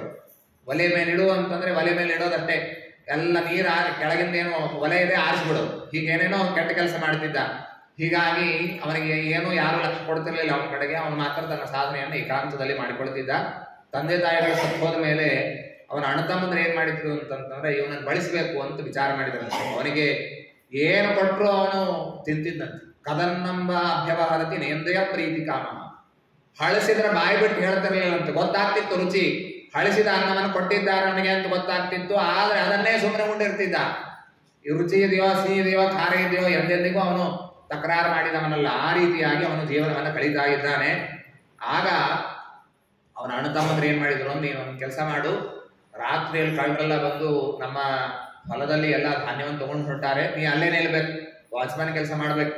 ಆಯ್ತು ಅಂತ ಅಲ್ಲೇ ನಿಂತಿದ್ದಾನೆ. ಅಲ್ಲಿ ನಿಂತಿದ್ದ ಒಂದು ರಾತ್ರಿ ಒಬ್ಬ ಶೂದ್ರ ರಾಜ, ಅವನು ಅದೇ ದಾರಿಯಿಂದ ಹೊರಟಿದ್ದ. ಯಾರೋ ಅವನಿಗೆ ಹೇಳಿದ್ರು, ನಿಮ್ಗೆ ಮಕ್ಕಳಾಗಬೇಕು ಅಂತಂದ್ರೆ ಒಂದು ಬಲಿ ಕೊಡಬೇಕು, ನೀವು ಭದ್ರಕಾಲಿಗೆ ಕೊಡಬೇಕು ಅಂದ್ರೆ ಆಗ್ತಾರೆ ಅಂತ. ಒಂದೆಲ್ಲೋ ಬಲಿ ಹುಡ್ಕೊಂಡು ಆ ವ್ಯಕ್ತಿಯನ್ನು ಕರ್ಕೊಂಡು ಹೊರಟಿದ್ರು. ರಾತ್ರಿಯಲ್ಲಿ ಸ್ವಲ್ಪ ಇವ್ರ ಕಣ್ಣು ಹತ್ತಿತ್ತು, ನಿದ್ದೆ ಹತ್ತಿತ್ತು. ಆ ವ್ಯಕ್ತಿ ಬಿಡಿಸ್ಕೊಂಡು ಓಡ್ ಹೋಗ್ಬಿಟ್ಟಿದ್ದ. ಹುಡ್ಕೊಂಡು ಬರ್ರಿ ಅಂತ ಆ ರಾಜ ಕಳಿಸಿದ್ರೆ ಹುಡುಕ್ತಾ ಬಂದ್ರು. ಅವ್ನು ಬಹಳ ತೆಳಗಿದ್ನೋ ಏನೋ, ಅವನು ಸಿಗ್ಲಿಲ್ಲ, ಇವನು ಸಿಕ್ಕ, ಗಟ್ಟಿಮುಟ್ಟಿ ವ್ಯಕ್ತಿ ಸಿಕ್ಕ. ಬಾ ಅಂತಂದ್ರು, ಆಯ್ತು ಅಂತ ಹೊರಟ. ಕರ್ಕೊಂಡು ಹೋಗಿ ಆ ಕಾಳಿದೇವಿ ಮಂದಿರಕ್ಕೆ ಹೋಗಿ ಇವನನ್ನು ಕೊಲ್ಲಬೇಕು ಅಂತಂದ್ರೆ, ಆಗ ಆ ಕಾಳಿದೇವಿಯೇ ಆ ಪ್ರತಿಮಾದಿಂದ ಹೊರಬಂದು ಎಲ್ಲರನ್ನ ಸಂಹಾರ ಮಾಡಿ ಜಡಭರತನನ್ನ ಕಾಯ್ತಾಳೆ. ನೋಡ್ರಿ, ಅವ ಜಡಭರತ ಎಷ್ಟು ನಿರ್ಲಿಪ್ತ ಇದ್ದಾನೆ ಅಂದ್ರೆ, ಅವನು ಕುತ್ತಿಗೆಯನ್ನು ಇಟ್ಟಿದ್ದಾರಲ್ಲ, ಇನ್ನೇನು ಖಡ್ಗ ತಗೊಂಡು ಹೊಡಿಬೇಕು, ಆದರೂ ತನ್ನ ರಕ್ಷಣೆಯನ್ನು ಮಾಡಿಕೊಳ್ಳಿಕ್ಕೆ ತಾನು ಪ್ರಯತ್ನ ಮಾಡ್ತಾ ಇಲ್ಲ. ಭಗವನ್ಮಯನಾಗಿ ಭಗವಂತನನ್ನೇ ಧ್ಯಾನ ಮಾಡ್ತಾ ಇದ್ದಾನೆ. ನಿರ್ವೈರಹ ಸರ್ವಭೂತ ಸುಹೃತಃ, ಯಾರ ಮೇಲೂ ವೈರ ಮಾಡಿಲ್ಲ, ಯಾರೂ ಕೆಡಕ ಮಾಡಿಲ್ಲ, ಎಲ್ಲರಿಗೂ ಒಳ್ಳೆಯತನವನ್ನು ಮಾಡಿದ್ದಾನೆ. ಅಂಥವನನ್ನು ಕೊಲ್ಲುವ ಪ್ರಯತ್ನ ಮಾಡಿದಾಗ ವಪುಷಾ ಸಹಸೌ ಚಚಾಲ ಶೈವ ಭದ್ರಕಾಳಿ, ಅಟ್ಟಹಾಸವನ್ನು ಮಾಡ್ತಾ ಕಾಳಿದೇವಿ ಬಂದಿದ್ದಾಳೆ. ಬಂದು ನರರ್ಥ ವಿಜಹಾರ, ನರ್ತನವನ್ನು ಮಾಡ್ತಾ ಎಲ್ಲರನ್ನ ಸಂಹಾರ ಮಾಡಿದ್ದಾಳೆ. ಏವಮೇವ ಖಲು ಮಹದ ವಿಚಾರಾತಿಕ್ರಮ ಕಾರ್ಸ್ನೇನ ಆತ್ಮನೇ ಫಲತಿ. ದೊಡ್ಡವರಿಗೆ ಏನಾದರೂ ಕೆಡಕ ಮಾಡ್ಲಿಕ್ಕೆ ಹೋದ್ರೆ ಇದೇ ರೀತಿಯಾಗಾಗ್ತದೆ ಅಂತ ಭಾಗವತ ಹೇಳುತ್ತದೆ. ಹೀಗಾಗಿ ಈ ರೀತಿಯಾಗಿ ದೊಡ್ಡವರಿಗೆ ಎಂದು ಮಾಡಬಾರದು ಅಂತ ಆಯ್ತು ಅಂತ ಅಲ್ಲಿಂದ ಹೊರಟ. ಮತ್ತೆಲ್ಲೋ ನಿಂತಿದ್ದ. ಆಗ ಸಿಂಧು ಸಂವಿಹರಾಧಿಪತಿ ರಘುಗಣ ಮಹಾರಾಜ, ನೋಡ್ರಿ ಹಿಂದೂಗಳು ಎಲ್ಲಿವರೆಗಿದ್ರು ಅಂತ ಭಾಗವತ ಕೇಳುವಾಗ ಅದನ್ನು ಜಾಗರೂಕರಾಗಿರ್ಬೇಕು. ಇವನು ಇದ್ದದ್ದು ಎಲ್ಲಿ ಅಂದ್ರೆ ಅಫ್ಘಾನಿಸ್ತಾನದೊಳಗಿದ್ದಾನ್ರಿ. ಇವನು ಹೊರಟಿದ್ದ ಎಲ್ಲಿ ಹೊರಟಿದ್ದಾನೆ ಅಂದ್ರೆ ಕಪಿಲ ನಾಮಕ ಪರಮಾತ್ಮ ಅವನು ವೆಸ್ಟ್ ಬೆಂಗಾಲ್ ಅಥವಾ ಬಾಂಗ್ಲಾದೇಶಗಳಲ್ಲಿ ಅಲ್ಲಿ ಆ ಸ್ಥಳದಲ್ಲಿ ಕಪಿಲ ಪರಮಾತ್ಮ ಇದ್ದದ್ದು. ಅಲ್ಲಿ ಉಪದೇಶ ಪಡಿಬೇಕು ಅಂತ ಹೊರಟಿದ್ದಾನೆ. ಇವತ್ತು ಅಲ್ಲೂ ಹಿಂದೂಗಳಿಲ್ಲ, ಇಲ್ಲೂ ಹಿಂದೂಗಳಿಲ್ಲ. ರಘುಗಣ ಮಹಾರಾಜ ಹೊರಟಿದ್ದಾನೆ. ಹೊರಡುವ ದಾರಿಯಲ್ಲಿ ಈ ಅವನ ಶಿಬಿಕಾದಲ್ಲಿ ಹೊರಟಿದ್ದ, ಪಲ್ಲಕ್ಕಿಯಲ್ಲೋ ಹೊರಟಿದ್ದ. 4 ಜನ ಹೊರಲಿಕ್ಬೇಕು, ಒಬ್ಬನಿಗೇನೋ ಆಯ್ತು ತೊಂದರೆ. ಆಗ ಪೀವಾಯುವ ಸಂಹನನಾಂಗ ಮತ್ತೊಬ್ಬನನ್ನು ಹುಡ್ಕೊಂಡ್ ಬರ್ರಿ ಅಂತಂದ್ರು. ಇವನೇ ಸಿಕ್ಕ ಮಹಾರಾಯ. ಮತ್ತೆ ಬಾ ಬರು ಅಂತಂದ್ರೆ ಆಯ್ತು ಅಂತಂದ. ಇವನು ಬರ್ತಾ ಇದ್ದಾನೆ. ಆಗ ಇವನು ಎಲ್ಲೋ ಲಕ್ಷ್ಯ, ಇವನಿಗೆ ದೇವರನ್ನ ಚಿಂತನೆ ಮಾಡ್ತಾ ಹೋಗುವವ. ತನ್ನ ಕಾಲಿಗೆ ಮುಳು ಚುಚ್ಚಿದ್ರೆ ಲಕ್ಷ್ಯ ಇರೋದಿಲ್ಲ. ಅಂಥದ್ದು ಒಳಗೆ ಪಲ್ಲಕ್ಕಿಯಲ್ಲಿ ಯಾರೋ ಇದ್ದಾರೆ, ಇದೇನು ವಿಚಾರ ಇಲ್ಲ. ತೆಗ್ಗ ಬಂದ್ರೆ ತೆಗ್ಗಿನಲ್ಲೇ ಕಾಲಿಡುವವ, ಕೆಸರು ಬಂದ್ರೆ ಅದರಲ್ಲೇ ಕಾಲಿಡುವವ. ಒಮ್ಮೆ ಜೋರ್ ನಡೀತಿದ್ದ, ಇನ್ನೊಮ್ಮೆ ನಿಂತು ಬಿಡ್ತಿದ್ದ. ಆ ಪ್ರಸಂಗಗಳೆಲ್ಲ ರಘುಗಣ ಮಹಾರಾಜಗೆ ತಲೆಗೆ ಬಡಿತಾ ಇದೆ. ಒಂದು ಬಾರಿ ಸಾವಕಾಶ ಹೇಳಿದ ರಘುಗಣ ಮಹಾರಾಜ, ಇಲ್ಲ ತಲೆಗೆ ಬಡಿತಾ ಇದೆ ನೋಡ್ಕೊಂಡು, ಹೇ ಓಡಾರಹ ಸಾಧು ಅಭಿಕ್ರಮತ, ಒಂದು ರಿದಮ್ ಒಳಗೆ ಹೋಗ್ಬೇಕು ಅಂತ ಹೇಳ್ತಾನೆ ರಾಜ. ಆಯ್ತು ಅಂತ ಸುಮ್ಮನೆ ಹೋಗ್ತಾರೆ ಅವರು. ಅಯ್ಯ ಮಧುನೈವ ನಿಯುಕ್ತೋಪಿ ನ ಧೃತಂ ವ್ರಜತಿ ನಾನೇನ ಸಹ ಓಡುಮಿಹ ವಯಂ ಪಾರಯಾಮಹ. ಆಗ ಒಬ್ಬ ಹೇಳ್ತಾನೆ, ಈಗ ಹೊಸದಾಗಿ ಬಂದಾನಲ್ಲ, ಅವನೇನ್ ಸರಿಯಾಗಿ ಬರೋದಿಲ್ಲ, ಏನಿಲ್ಲ, ಅವನ ಜೊತೆಗೆ ನಮ್ಗೆ ಬರ್ಲಿಕ್ಕೆ ಆಗೋದಿಲ್ಲ ಅಂತ ಒಬ್ಬ ಹೇಳ್ತಾನೆ. ಆಗ ಸ್ವಲ್ಪ ಸಿಟ್ಟು ಬಂದು ರಘುಗಣ ಮಹಾರಾಜ ಅವಿಸ್ಪಷ್ಟ ಬ್ರಹ್ಮತೇಜಸಂ ಜಾತವೇದ ಸಮೀವ ರಜಸಾ ತಮಸಾ ಆವೃತಂ.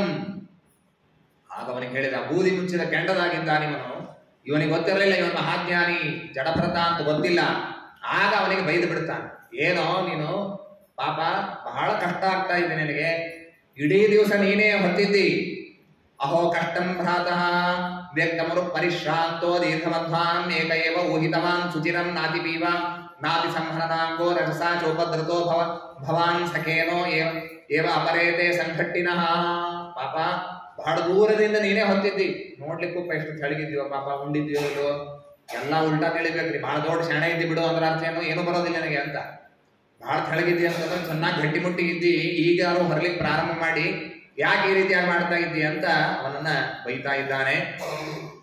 ನೀನು ಜೀವಂತ ಇದೆಯೋ ಸತ್ಯವೋ ಅಂತ ಕೇಳ್ತಾನೆ. ಜೀವನ್ ಮೃತೋವಾ ಮಾಂ ಕದರ್ಥೀಕೃತ್ಯ, ನಾನು ಯಾರು ಗೊತ್ತೇನೆ ನೀನು, ನಾ ದೊಡ್ಡ ರಾಜ, ಯಾರೋ ಸಾಮಾನ್ಯ ಅಂತ ತಿಳ್ಕೊಂಡು ನೀನು ಹೇಗೇಗೋ ಹೊರತಾ ಇದ್ದಿ, ನೀನು ಸರಿಯಾಗಿ ಮಾಡದೆ ಇದ್ರೆ ನಿನಗೆ ಶಾಸನ ಮಾಡ್ತೀನಿ, ಹೀಗೆಲ್ಲ ಬೈದಿದ್ದಾನೆ.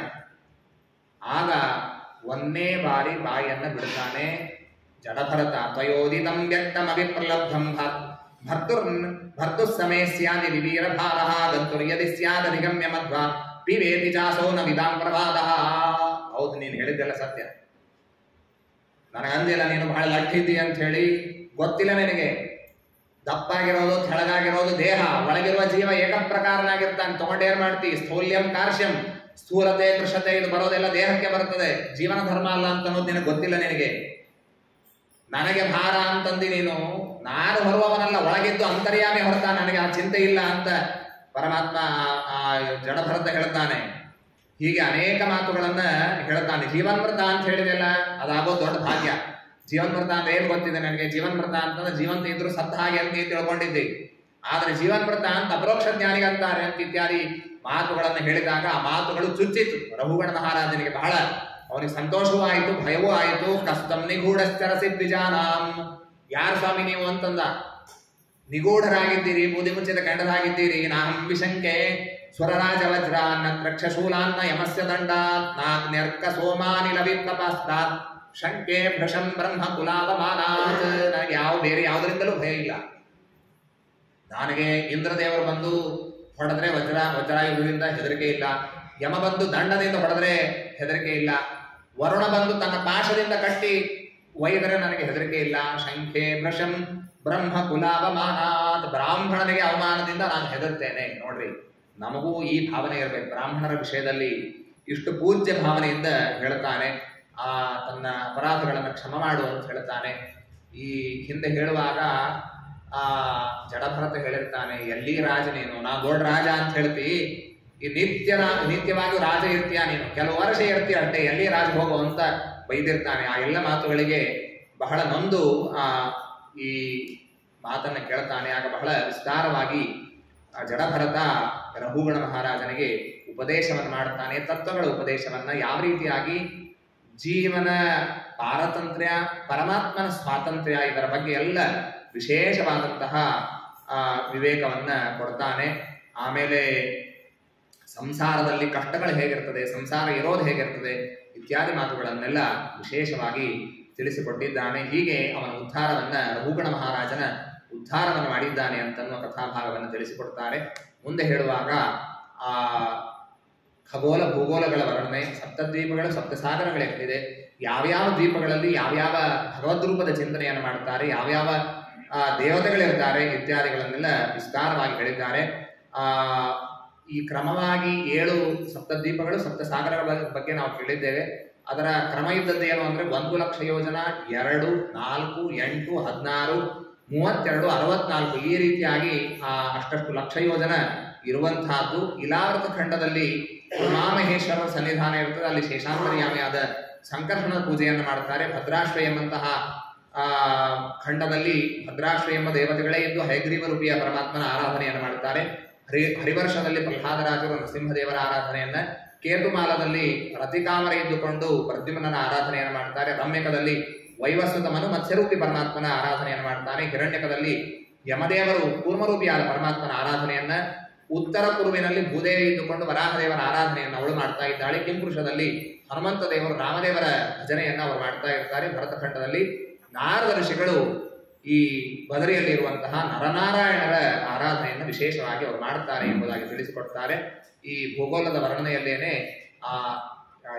ಗಂಗಾ ನದಿಯ ಪ್ರತ್ಯಕ್ಷವಾದದ್ದು, ಯಾವ ರೀತಿಯಾಗಿ 4 ಕವಲುಗಳು ಒಡೆದು ಅದು ಹೋಗ್ತದೆ ಇತ್ಯಾದಿ ಆದಂತಹ ವಿಶೇಷವಾದಂತಹ ಜಂಬೂದ್ವೀಪದ ವಿಶೇಷತೆಗಳನ್ನ ಇದನ್ನೆಲ್ಲ ವಿಶೇಷವಾಗಿ ತಿಳಿಸಿಕೊಟ್ಟಿದ್ದಾರೆ. ಮತ್ತೆ ಅದನ್ನ ವಿಶೇಷವಾಗಿ ನಾಳೆಯ ದಿವಸ ಕೇಳೋಣ ಅಂತ ಹೇಳ್ತಾ ಇಂದಿನ ಈ ಸೇವೆಯನ್ನ ಅಸ್ಮತ್ ಗುರುವಂತರ್ಗತ ಮುಖ್ಯ ಪ್ರಾಣ ಅಂತರ್ಗತ ಭಗವಂತನಲ್ಲಿ ಸಮರ್ಪಣೆಯನ್ನು ಮಾಡ್ತೇನೆ. ಶ್ರೀಕೃಷ್ಣ ಅರ್ಪಣಮಸ್ತು.